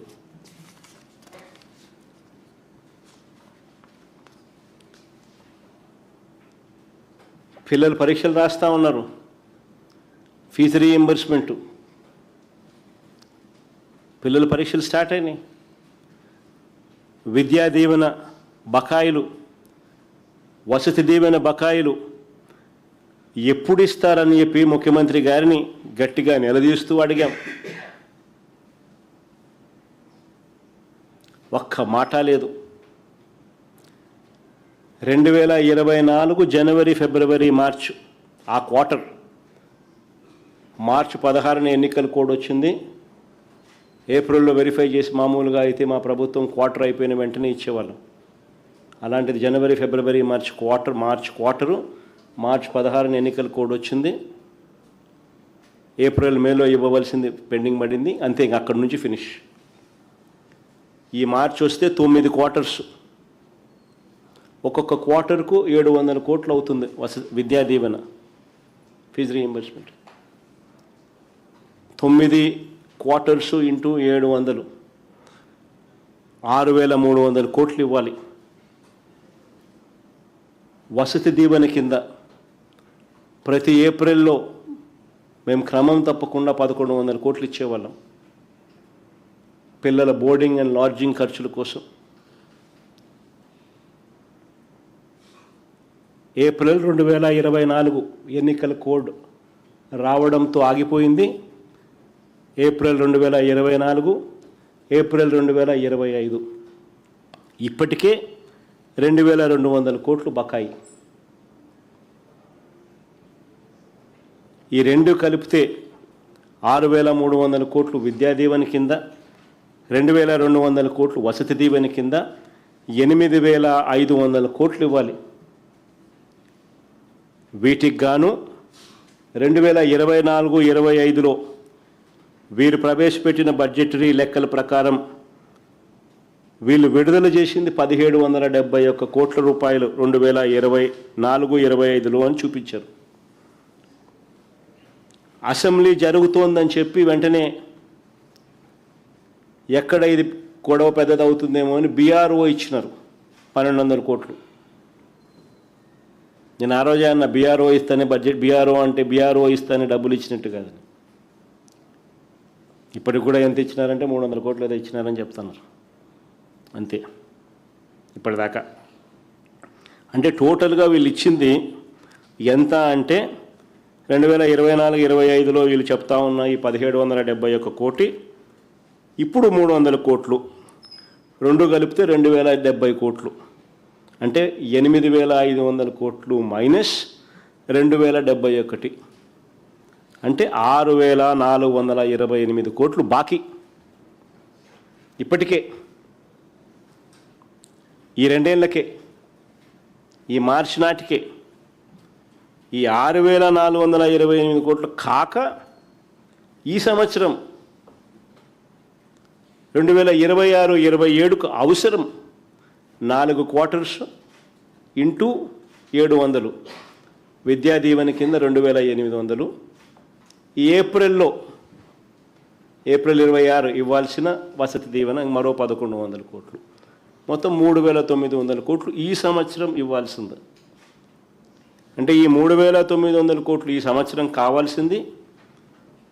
ఈ రెండేళ్లకు ఇప్పటిదాకా ఇవ్వాల్సిన బకాయిలు 6,428 కోట్లు, రెండు కలిపితే 10,328 కోట్లు కావాల్సి వస్తే ఈయన కేటాయింపు చేసింది కేవలం 2,766 కోట్లు. ఇక నేను పిల్లల చదువులు ఎలా సాగుతాయి? కాలేజ్ యాజమాన్యాలు పిల్లలను నిలదీస్తూ ఫీజులు కట్టించుకుంటున్నారు. కట్టలేని పిల్లలు చదువులు మానేస్తూ ఉన్నారు. తల్లిదండ్రుల మీద తీవ్రమైన ఒత్తిడి ఎదుర్కొంటూ ఉన్నారు. ఆస్తులు అమ్ముకోవాల్సిన పరిస్థితి, చదువులు మానేస్తూ ఉన్న పరిస్థితి. అయినా ఈ చంద్రబాబు నాయుడు గారికి మనసు రాదు. 16 రోజుల అసెంబ్లీ సమావేశాలు అయిన తర్వాత కూడా ఇవి ఎప్పుడు ఇస్తావు స్వామి అని అంటే ఈ చంద్రబాబు నాయుడు గారి నోట్లో నుంచి కనీసం మాట కూడా లేదు. పొదుపు సంఘాల అక్క చెల్లెమ్మలకు మా ప్రభుత్వ హయాంలో క్రమం తప్పకుండా ఇచ్చేవాళ్ళం 0 వడ్డీకి. ప్రతి ఏప్రిల్ క్రమం తప్పకుండా బటన్ నొక్కేవాళ్ళం. ఏకంగా 4,900 చిల్లర కోట్లు మేము ఇచ్చినాం మా 5 ఏళ్లలో సున్నా వడ్డీ పథకానికి. ఈరోజు ఈయన మేనిఫెస్టోలో ఏమో 3 లక్షల వడ్డీ లేని రుణాలను 10 లక్షలకు పెంచుతానన్నాడు. పెంచడం కదా దేవుడు ఎరుగు స్వామి. మా హయాంలో ఇచ్చేది కూడా ఎగరగొట్టేసినాం, అది కూడా రావడం లేదు. ఇవ్వాల్సింది ఎగరగొట్టిన సున్నా వడ్డీ. ఇదే ఈయన మేనిఫెస్టోలో చెప్పిన 10 లక్షల ప్రకారం లెక్కేసుకుంటే ఈ 3 ఏళ్ళకు కలిపి అదే 9,000 చిల్లర కోట్లు. మా హయాంలో 1000 కోట్లు అయ్యేది.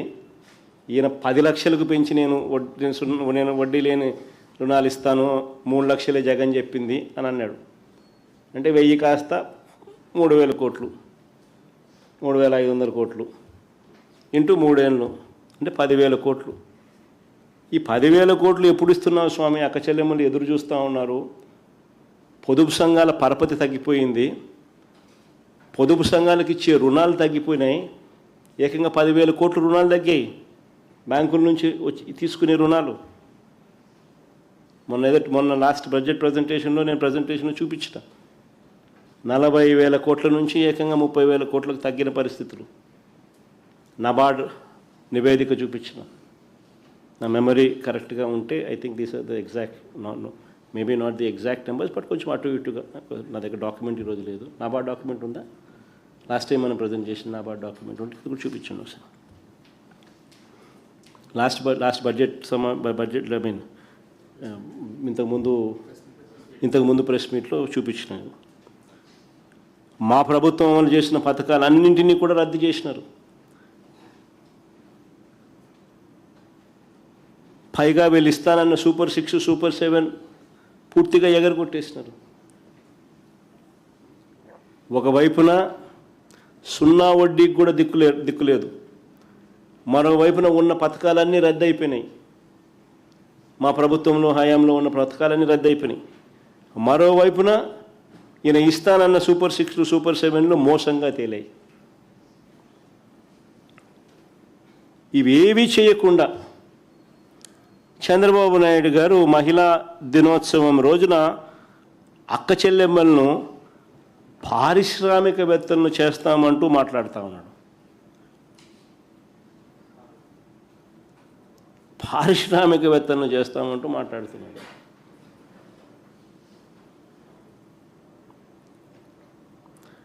తానిచ్చిన హామీలు అమలు చేయకుండా ఒకవైపు ఉన్న పథకాలన్నీ రద్దు చేసి చివరికి సున్నా వడ్డీకి కూడా వీళ్ళకు గతి లేకుండా చేసి వెన్నుపోటు పొడిచి మరోవైపును వారిని మభ్యపెడుతూ పారిశ్రామికవేత్తలను చేస్తానంటూ చంద్రబాబు నాయుడు గారు కోతలు కోస్తూ ఉన్నారు. మహిళా సాధికారత కోసం అప్పట్లో మేము అమూల్ను తీసుకొచ్చినాం, హిందుస్థాన్ లేవర్ను తీసుకొచ్చినాం, ప్రాక్టర్ అండ్ గ్యాంబుల్ని తీసుకొచ్చినాం, ఐటీసీని తీసుకొచ్చినాం, రిలయన్స్ని తీసుకొచ్చినాం. ఇలాంటి మల్టీనేషనల్ కంపెనీస్ను తీసుకురావడమే కాకుండా బ్యాంక్ లింకేజెస్ కూడా టైఅప్ చేసి ప్రతి అక్కను ప్రతి చెల్లెమ్మను లక్షాధికారిని చేయాలి అని మహిళా సాధికారత కోసం మా ప్రభుత్వ హయాంలో అమలు చేసిన పథకాలు ఆసరా, చేయూత, ఈబీసీ నేస్తం, కాపు నేస్తం, జగనన్న తోడు, జగనన్న చేదోడు, నేతన్న నేస్తం, వాహన మిత్ర, సున్నా వడ్డీలు ఇవన్నీ మేము అమలు చేసి అక్క చెల్లెమ్మలను నిలబెట్టే కార్యక్రమం చేస్తే ఇవన్నీ రద్దు చేసి చంద్రబాబు నాయుడు గారు చివరికి, ఇది నాబార్డ్ నివేదిక ఒకసారి మీరే గమనించండి, చూస్తే 2024-25 సంవత్సరంలో ఏకంగా 41,623 కోట్లు అచీవ్మెంట్ కింద bank linkages for self help groups ఇస్తే 25-26 వచ్చేసరికి ఏకంగా ఈ 10 నెలల కాలానికి 30,698 కోట్లకు పడిపోయింది. మా ప్రభుత్వ హయాంలో ప్రతి సంవత్సరం పెరుగుతా పోతే 2020-21లో 20,808 కోట్లు, 2021-22లో 33,000 కోట్లకు, దాని 20,808 33,568 కోట్లకు పెరిగి, ఆ తర్వాత అక్కడి నుంచి 38,014 కోట్లు 2022-23లో పెరిగి, దాని తర్వాత 2023-24లో ఏకంగా 49,626 కోట్లకు మేము పెంచుకుంటా పోతే, చంద్రబాబు నాయుడు గారి హయాంలోకి వచ్చేసరికి ఏకంగా 49,626 కోట్ల నుంచి 2024-25 సంవత్సరానికి అక్క చెల్లెమ్మలకి ఇచ్చే బ్యాంక్ క్రెడిట్ లింకేజు ఏకంగా 41,623 కోట్లకు తగ్గిపోయింది. అక్కడి నుంచి ఫర్దర్గా ఈ 2025-26కు వచ్చేసరికి ఈ 10 నెలల కాలానికి చూస్తే ఏకంగా 41,623 నుంచి 30,698కి పడిపోయింది. మహిళా సాధికారత కాదు, మహిళలను చంద్రబాబు నాయుడు నాశనం చేస్తూ ఉన్నాడు అని చూపించే చిత్రపటం ఇది.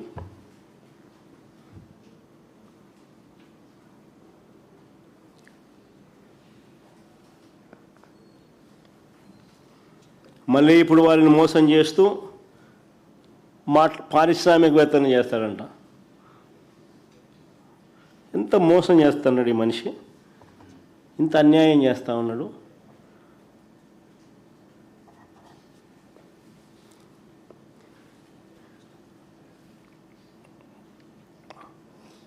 ఇంకా ఇప్పుడేమంటాడు, ట్రిపుల్ బెడ్రూమ్ ఇల్లు అంట.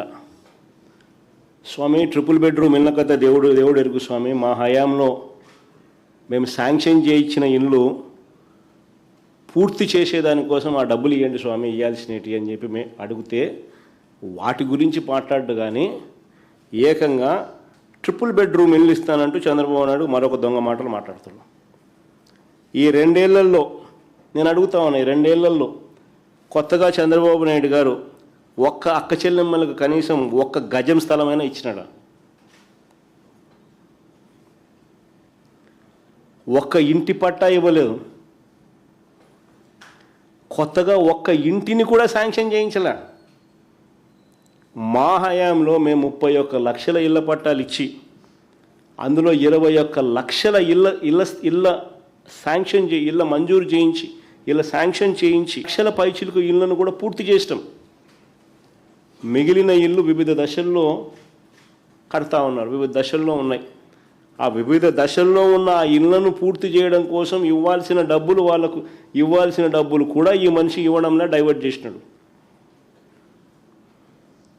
కేంద్ర ప్రభుత్వం ఒకసారి డబ్బులు ఇస్తుంది, ఆ డబ్బులు కరెక్ట్గా ఈయన డైవర్ట్ చేయకుండా ఇస్తే మళ్ళీ రెండోసారి డబ్బులు ఇస్తుంది. కేంద్ర ప్రభుత్వం డబ్బులు ఇచ్చింది, ఈయన డైవర్ట్ చేసినాడు, ఇంకా ఫినిష్, అంతే, పథకం అయిపోయింది. పైగా ఆ పథకం మళ్ళీ ముందుకు సాగించినారు అని అంటే ఈయన తరపు నుంచి చేయాల్సినవి కొన్ని చేయాలి కాబట్టి అవన్నీ చేయడం ఎందుకులే అని చెప్పి అది కూడా ఆపేసినాడు. ఈ 2 కారణాలు. ఈ ఉన్న ఇళ్లను కంప్లీట్ చేయడం అనేది చెయ్యి స్వామి అని ఓ పక్క అంటా ఉంటే, ఓ పక్క ఏమంటాడు, ట్రిపుల్ బెడ్రూమ్ అంటాడు. ట్రిపుల్ బెడ్రూమ్ అనడమే కాదు, మేనిఫెస్టోలో ఆయన ఏమన్నాడు తెలుసా? మేనిఫెస్టోలో ప్రతి ఇంటి నిర్మాణానికి అదనంగా ఆదివాసీలకు 1,00,000, ఎస్టీలకు అంటే కొండ ప్రాంతం కాకుండా కింద ప్రాంతంలో ఉన్న ఎస్టీలకు 75,000, ఎస్సీలకు చేనేతలకు 50,000,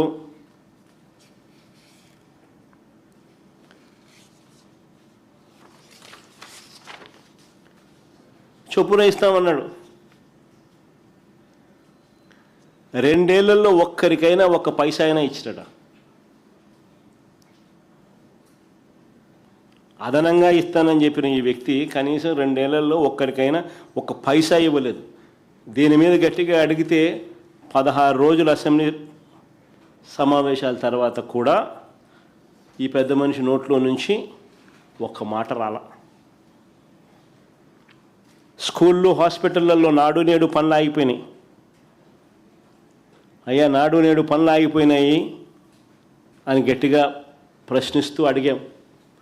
వీటికి సంబంధించి ఒక మాట లేదు. అయా 17 మెడికల్ కాలేజీలు ప్రైవేటీకరణ వద్దు అని ప్రజలు పెద్ద ఎత్తున సంతకాలతో తమ నిరసనను కూడా తెలియజేసిన పరిస్థితుల మధ్య మీ నిర్ణయాన్ని వెనక్కి తీసుకుని ఆ 17 మెడికల్ కాలేజీలను, ఆ 17 దేవాలయాలను పూర్తి చేయండి అయ్యా చంద్రబాబు అని చెప్పి గట్టిగా అడిగితే దాని గురించి కూడా ఒక్క మాట లేదు. ఆరోగ్యశ్రీకి ఇంతవరకు ఆయన పెట్టిన బకాయిలు, 2 ఏళ్లకే ఆయన పెట్టిన బకాయిలు 3,150 కోట్లు. ఈ సంవత్సరం మళ్ళీ 2026-27లో ఈ స్కీమ్ మళ్ళా నడవడానికి నెలకు 330 కోట్ల రూపాయల చొప్పున 12 నెలలంటే 4,000 కోట్లు కావాలి. అంటే ఈ 4,000 ప్లస్ ఈ 3,150, 7,150 కోట్లకు గాను ఈయన బడ్జెట్లో కేటాయింపులు చేసింది 4,000 కోట్లని చేశాడు. కానీ ఈయన ఏ రోజు కూడా కేటాయింపులు బడ్జెట్లో పెట్టిన దానికి కేటాయింపులకు ఖర్చు చేసింది చూస్తే ఏ రోజు కూడా కనీసం 2,000 కోట్లు దాటలా.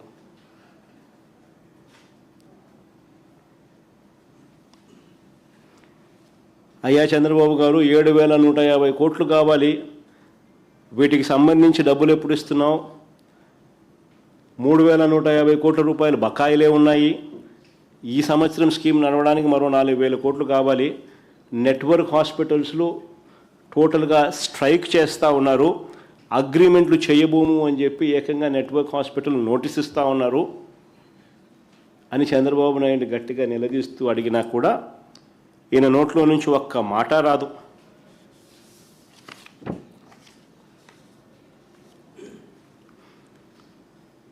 ఉద్యోగులకు అధికారంలోకి వస్తూనే ఇస్తానన్న ఐఆర్ ప్రస్తావన లేదు బడ్జెట్లో. మేనిఫెస్టోలో పెట్టినారు, ఉద్యోగులకు అధికారంలోకి వస్తూనే ఐఆర్ అన్నాడు చంద్రబాబు నాయుడు మేనిఫెస్టోలో. ప్రస్తావన లేదు, పిఆర్సీ ప్రస్తావన లేదు, ఒక్క మాట లేదు. పెండింగ్లో ఉన్న 4 డిఏల గురించి, డిఆర్ల గురించి ఎప్పుడు ఇస్తారో కనీసం చెప్పను కూడా చెప్పలేదు. జీపీఎఫ్ గురించి మాట లేదు, ఏపీ జిఎల్ఐ గురించి మాట లేదు. General provident fund, general life insurance, medical reimbursement, retirement benefits, surrender leaves, వీటి కింద దాదాపుగా 35,000 కోట్ల రూపాయలు ఉద్యోగస్తులకు బాకీ పడ్డాడు. వీటి గురించి కనీసం మాట కూడా లేదు. ఆశా వర్కర్లు, అంగన్వాడీలు వచ్చి విజయవాడలో ధర్నాలు చేస్తూ ఉంటే ఎన్నికల మేనిఫెస్టోలో ఈయన చెప్పింది వాళ్ళు అడుగుతూ ఉన్నారు. 2 ఏళ్ళు అయిపోయింది స్వామి, ఎప్పుడు ఇస్తామని. వాళ్ళని అర్ధరాత్రి పూట తెల్లవారుజామున పోలీసులను పంపించి వాళ్ళందరినీ కొట్టి ఎత్తిచ్చేసేసినాడు. కనీసం వాళ్ళ ప్రస్తావన 16 రోజుల అసెంబ్లీ సమావేశాల్లో కనీసం వాళ్ళ ప్రస్తావన లేదు. చివరికి ఆశ్చర్యం ఏమిటో తెలుసా? ఇవాళ చంద్రబాబు నాయుడు ఎక్కడికి పోయినా కానీ ఈ మధ్యకాలంలో గమనిస్తాను మీరు కూడా, ఆయన చేసేది 2 ఒకటి పెన్షన్లప్పుడు ఒక గ్రామానికి ఏదో గ్రామానికి పోతాడు ఖచ్చితంగా 1వ తారీఖున. 2వది ఎక్కడన్నా నిలబడు రెవెన్యూ రికార్డులు ప్రక్షాళన చేస్తా అని పాస్బుక్ల డిస్ట్రిబ్యూషన్లో ఎక్కడన్నా కనపడుతుంటాడు. ఇది తప్ప ఇంకా ఏది చేయడు.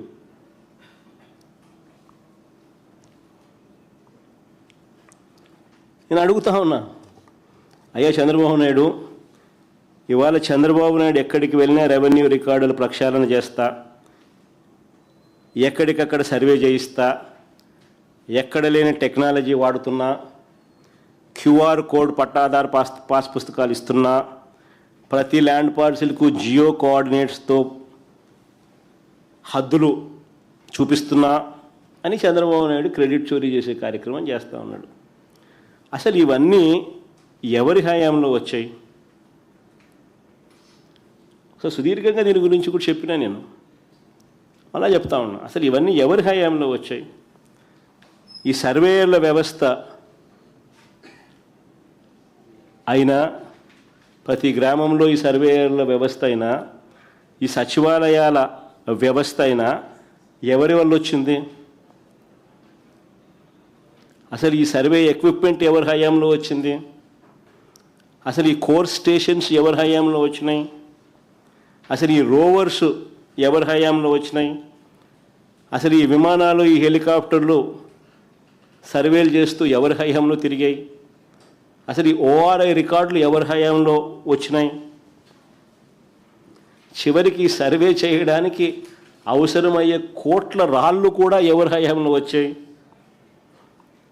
చివరికి పాస్బుక్లో క్యూఆర్ కోడ్ కూడా ఎవరి హయాంలో వచ్చింది?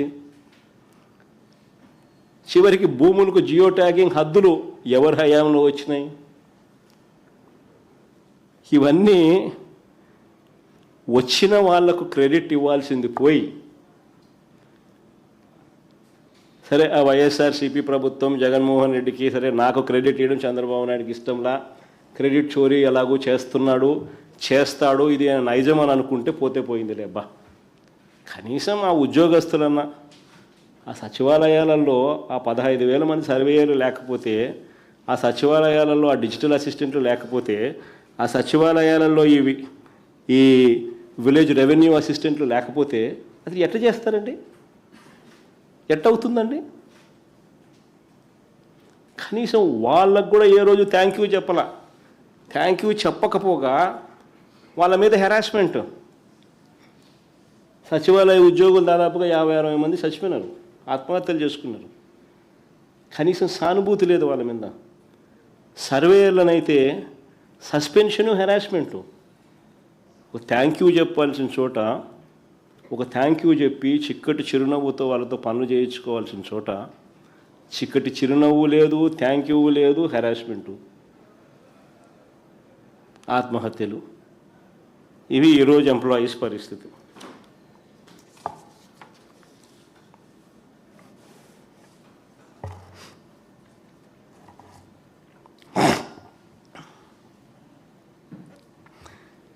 ఇలా తానిచ్చిన హామీలు మోసంగా చేసి అమలు చేయకుండా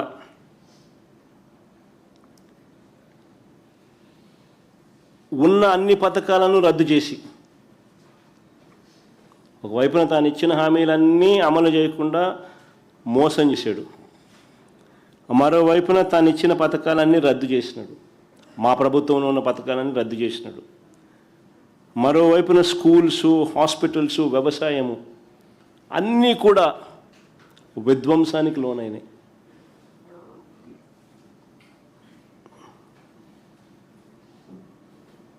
ఇలాంటి పరిస్థితుల్లో ఏమంటాడు చంద్రబాబు నాయుడు? ప్రతి జంట కనీసం 3-4 పిల్లలను కనాలంటాడు. ప్రతి జంట కనీసం 3-4 పిల్లలను కనాలంటాడు. ఇలాంటి పరిస్థితుల్లో ఇవాళ చంద్రబాబు గారి పాలనలో పాలు తాగినా నీళ్లు తాగినా చనిపోతూ ఉన్నారు.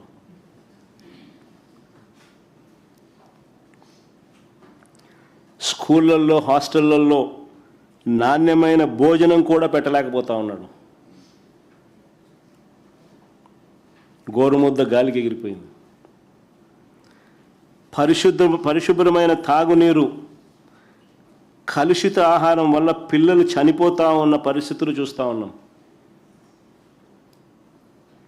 నాడు నేడు గాలికి ఎగిరిపోయింది. ప్రభుత్వ హాస్పిటల్స్లో కూడా ఇవే పరిస్థితులు. నాడు నేడు ఆగిపోయాయి. 0 వేకెన్సీ పాలసీ గాలికి ఎగిరిపోయింది. 17 కొత్త మెడికల్ కాలేజీలు పూర్తి కావాల్సిన చోట, పూర్తి చేయాల్సిన చోట వాటిని స్కాములు చేస్తూ అమ్మాలని చెప్పి వాటిని ఆపేసిన పరిస్థితులు. ఫ్యామిలీ డాక్టర్ లేదు, విలేజ్ క్లినిక్లు నిర్వీర్యం.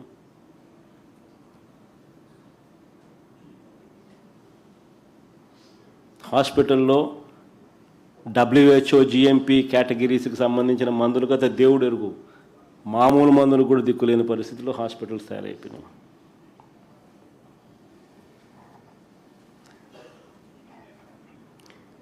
బడులలో ఇంగ్లీష్ మీడియం,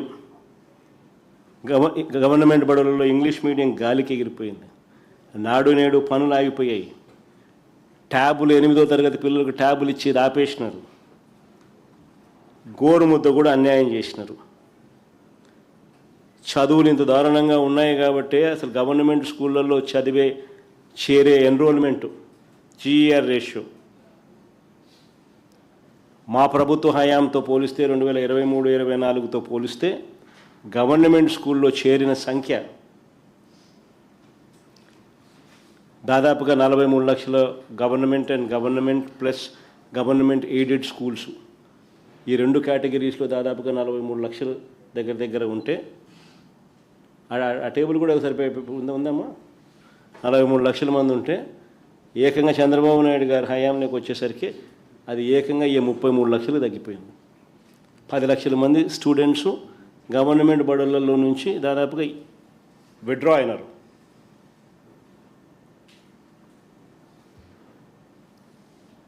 పది లక్షలు 8 లక్షలు ఏదో నెంబర్ కరెక్ట్గా నాకు గుర్తులేదు, కానీ ఆ నెంబర్స్ మళ్ళీ ఒకసారి చూడండి. మంచి చదువులు లేవు, మంచి వైద్యం లేదు. వ్యవసాయం అనేది రైతులకు ఈరోజు గుదిబండగా మార్చినాడు చంద్రబాబు నాయుడు. ఏ పంటకు గిట్టుబాటు ధరలు రాని పరిస్థితి. ఇలాంటి పరిస్థితుల్లో చంద్రబాబు నాయుడు గారు ఇస్తానన్న నిరుద్యోగ భృతి ఇవ్వడు, అమలు చేస్తానన్న సూపర్ 6 సూపర్ 7 అమలు చేయడు. పైగా మా ప్రభుత్వంలో ఉన్న పథకాలన్నీ రద్దు చేసినాడు.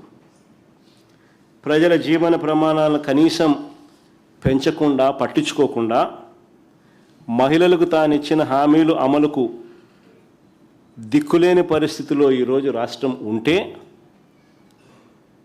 చంద్రబాబు నాయుడు ఏమంటాడు? ఎడాపెడా ఒక్కొక్కరు 3, 4 పిల్లలను కనండి అని అంటాడు.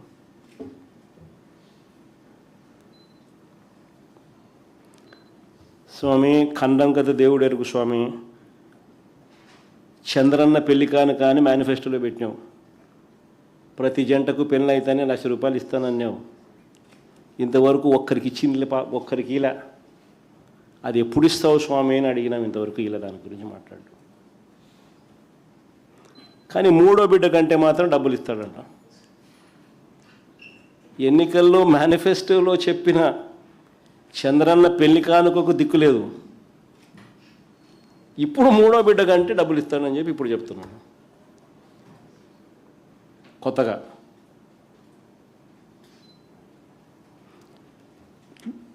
సార్, చంద్రబాబు నాయుడు గారు అనే వ్యక్తి నిజంగా అబద్ధాలాడడంలోనూ మోసం చేయడంలోనూ అసలు కళ్ళార్పడు. అసలు ఇలాంటి వ్యక్తి చాలా అరుదుగా పుడతారు కొంతమంది. అంటే ఈయనకు కరెక్ట్గా పుట్టినోడు మళ్ళీ లోకేష్ కూడా అట్టే ఉన్నాడు అనుకో, అది వేరే విషయం. బట్ చాలా అంటే వీళ్ళు ఇది చాలా అన్యాయస్తులు. వీళ్ళు ఇంత అన్యాయంగా ఎవరు పుట్టరు. నిజంగా గొప్ప సంగతి వీళ్ళ కథ. మహిళల జోలికి వస్తే ఈ మనుషులు ఏమంటాడు? మాటలు మాత్రం. మహిళల జోలికి వస్తే తాట తీస్తానంటాడు. ఈ మధ్యకాలంలో ఆయన స్టేట్మెంట్లు. మహిళల జోలికి వస్తే అదే ఆఖరి రోజు అవుతుందని చంద్రబాబు నాయుడు గారు డైలాగుల మీద డైలాగులు ఈ మధ్యకాలంలో మనం అంతా చూసి ఉంటాం. ఈయన సినిమా డైలాగులు కాదు, ఆయన చంద్రబాబు డైలాగులు ఈయన. మహిళలపై దారుణాలకు పాల్పడ్డ తన పార్టీకి చెందిన వారిపై ఇదే చంద్రబాబు నాయుడిని అడుగుతా ఉన్నా, ఎంతమందిపై నువ్వు చర్యలు తీసుకున్నావు చంద్రబాబు అని. ఇంత డైలాగులు కొడతా ఉన్నావు. మహిళల జోలికి వస్తే తాట తీస్తానన్నావు. మహిళల జోలికి వస్తే అదే ఆఖరి రోజు అవుతుంది అని అన్నావు. డైలాగుల మీద డైలాగులు కొడతా ఉన్నావు.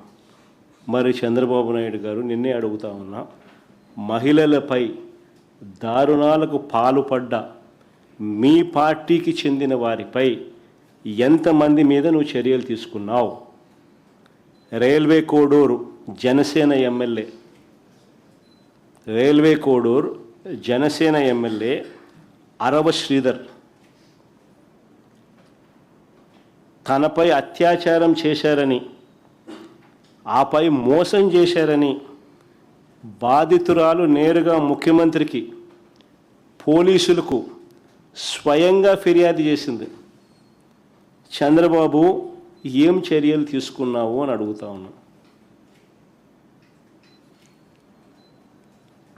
కేజీబీవి మహిళా ప్రిన్సిపల్ మీద వేధింపులకు పాల్పడ్డ ఆముదాల వలస టీడీపీ ఎమ్మెల్యే కూనా రవికుమార్ మీద చంద్రబాబు నాయుడు గారు ఏం చర్యలు తీసుకున్నామని అడుగుతా ఉన్నా.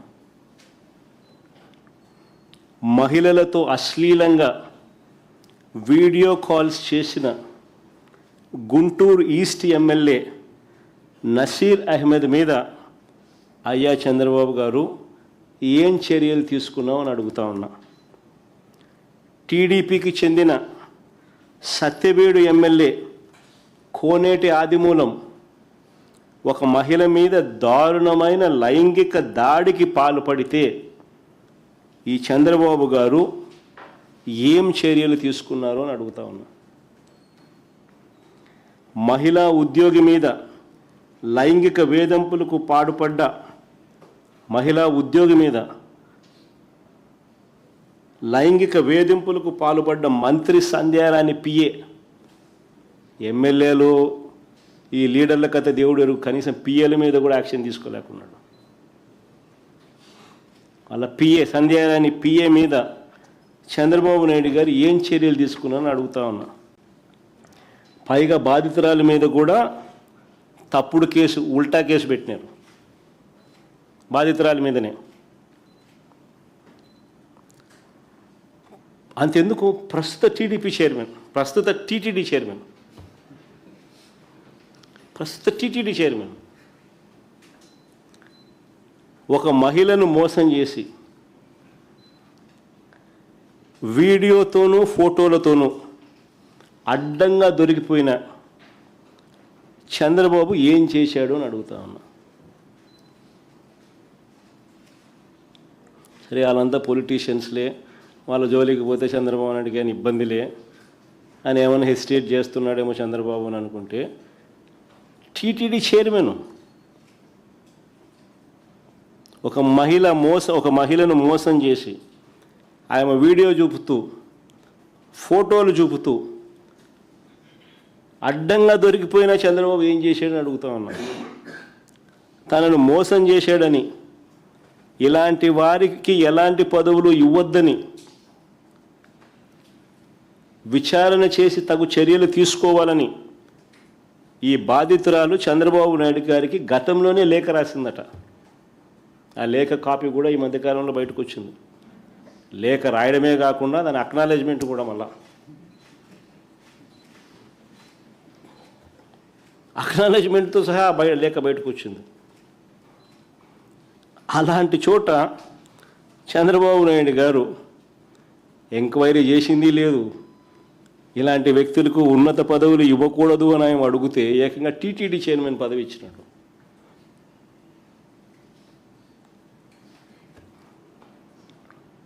నిజంగా దేవుడి మీద వీళ్ళకు భయం లేదు, భక్తి లేదు, నిష్ట లేదు. నిజంగా ఇలాంటివి ఏవైనా ఉంటే ఇలాంటి తప్పులు చేయరు, ఎస్పెషలీ దేవుని ఆలయంలో. ఇలాంటి వాళ్ళ దేవుడి గురించి మాట్లాడేది, ఇలాంటి వాళ్ళ పవిత్రత గురించి మాట్లాడేది, ఇలాంటి వాళ్ళ ఆడవాళ్ళ గురించి మాట్లాడేది.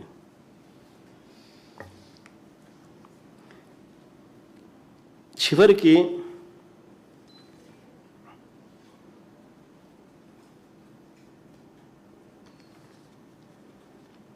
చంద్రబాబు నాయుడుకి నిజంగా భయము లేదు, భక్తి లేదు, ఆలయ నిర్వహణలో శ్రద్ధ అంతకన్నా లేదు.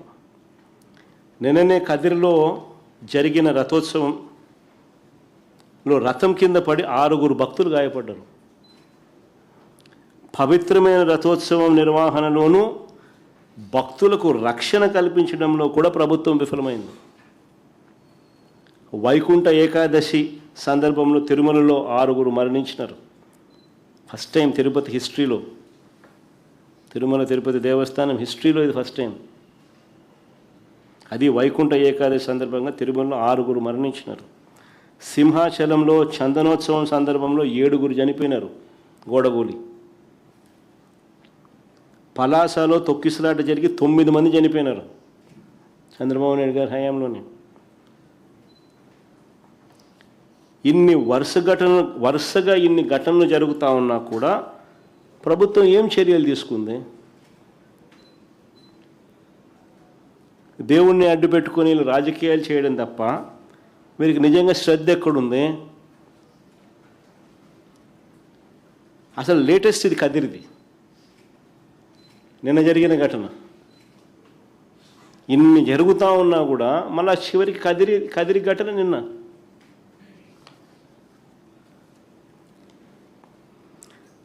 చివరికి తిరుమలకు సప్లై అయిన నెయ్యి వ్యవహారంలో కూడా మా పార్టీ నుంచి మా ఎమ్మెల్సీలు అడిగిన ప్రశ్నలకు చంద్రబాబు సమాధానాలు కూడా చెప్పలేదు. 16 రోజుల అసెంబ్లీ సమావేశాలు. చివరికి తిరుమలకు సప్లై అయిన నెయ్యి వ్యవహారంలో కూడా మా పార్టీ నుంచి మా ఎమ్మెల్సీలు అడిగిన ప్రశ్నలు చంద్రబాబు దగ్గర నుంచి సమాధానాలు రాలా.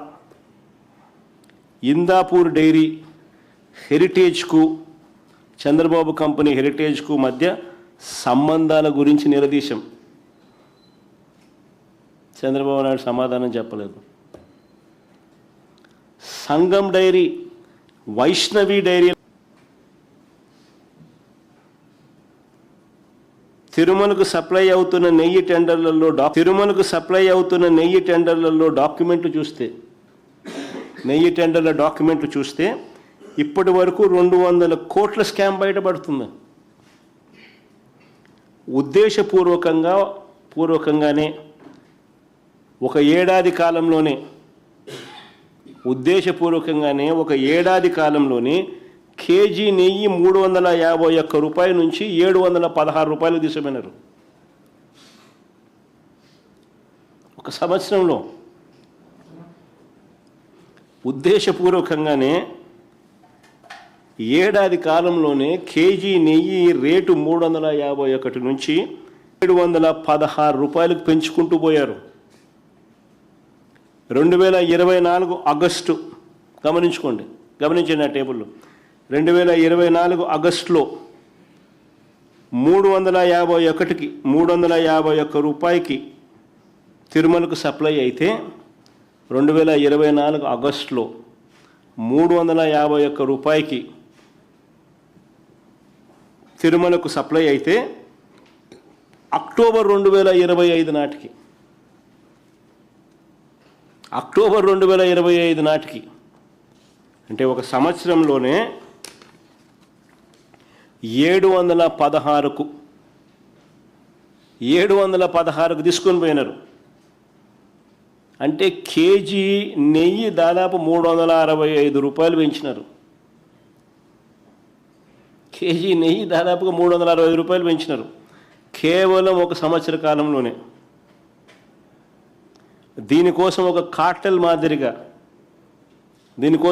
కార్టెల్ మాదిరిగా ఏర్పడి దేవుడి సొమ్మును కొల్లగొడతా ఉన్నారు. ఒక కార్టెల్ మాదిరిగా ఏర్పడి దేవుని సొమ్మును కొల్లగొడతా ఉన్నారు.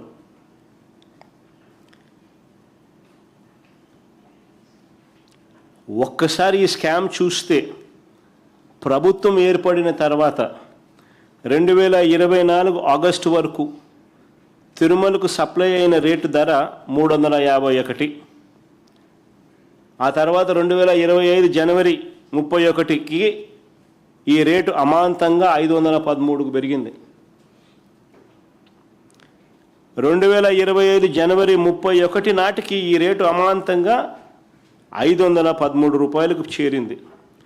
2025 అక్టోబర్ నాటికి 599 రూపాయలకు స్కై రాకెట్ లా పెరిగింది. ఆ తర్వాత అదే అక్టోబర్లోనే 716కు పోయింది.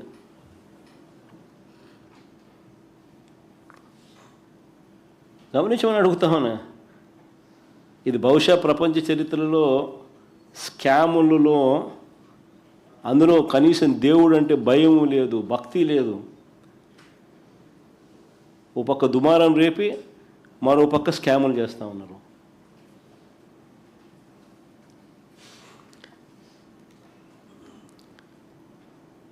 తిరుమల హుండీలో డబ్బులు ఎక్కించే పరకామణి నుంచి, ఇది వెరీ ఇంట్రెస్టింగ్, తిరుపతి హుండీలో డబ్బులు ఎక్కించే పరకామణి నుంచి ఏకంగా జనవరి 2025లో బుక్ అయిన కేసు చూస్తే, చంద్రబాబు హయాంలో మొన్న జనవరి 2025లో బుక్ అయిన కేసు చూస్తే ₹1 కోటి విలువైన బంగారాన్ని దొంగతనం చేసిన కేసు అది.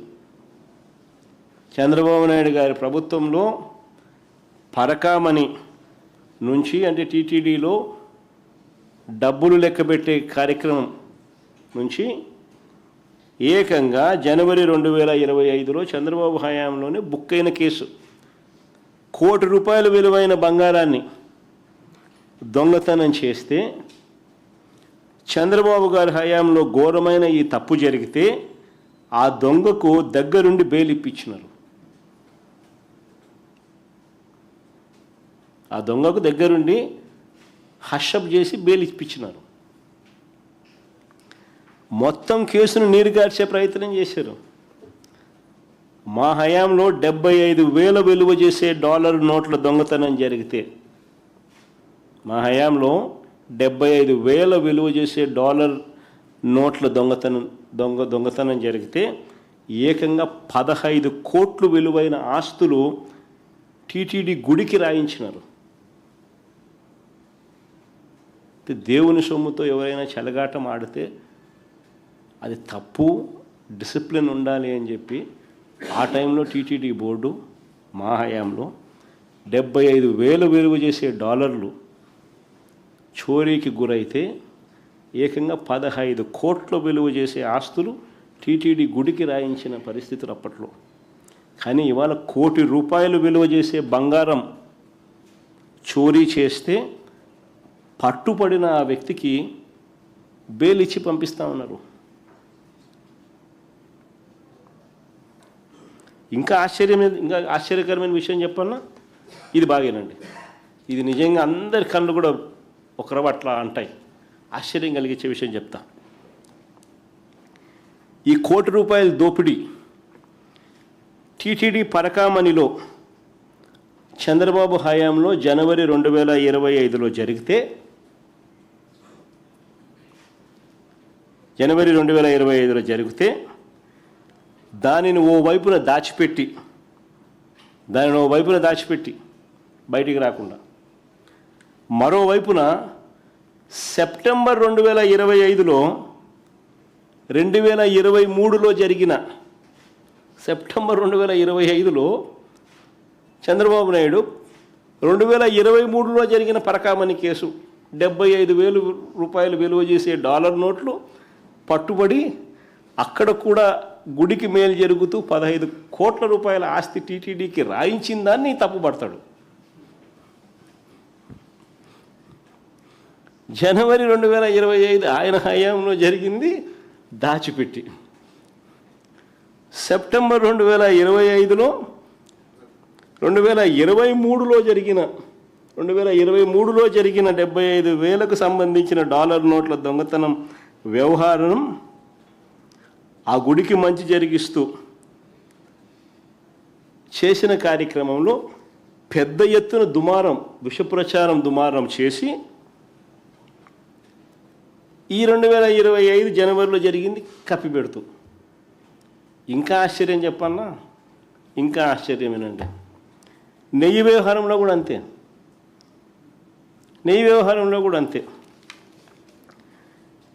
ఈయన హయాంలోనే టెండర్లు ఖరారైనాయి.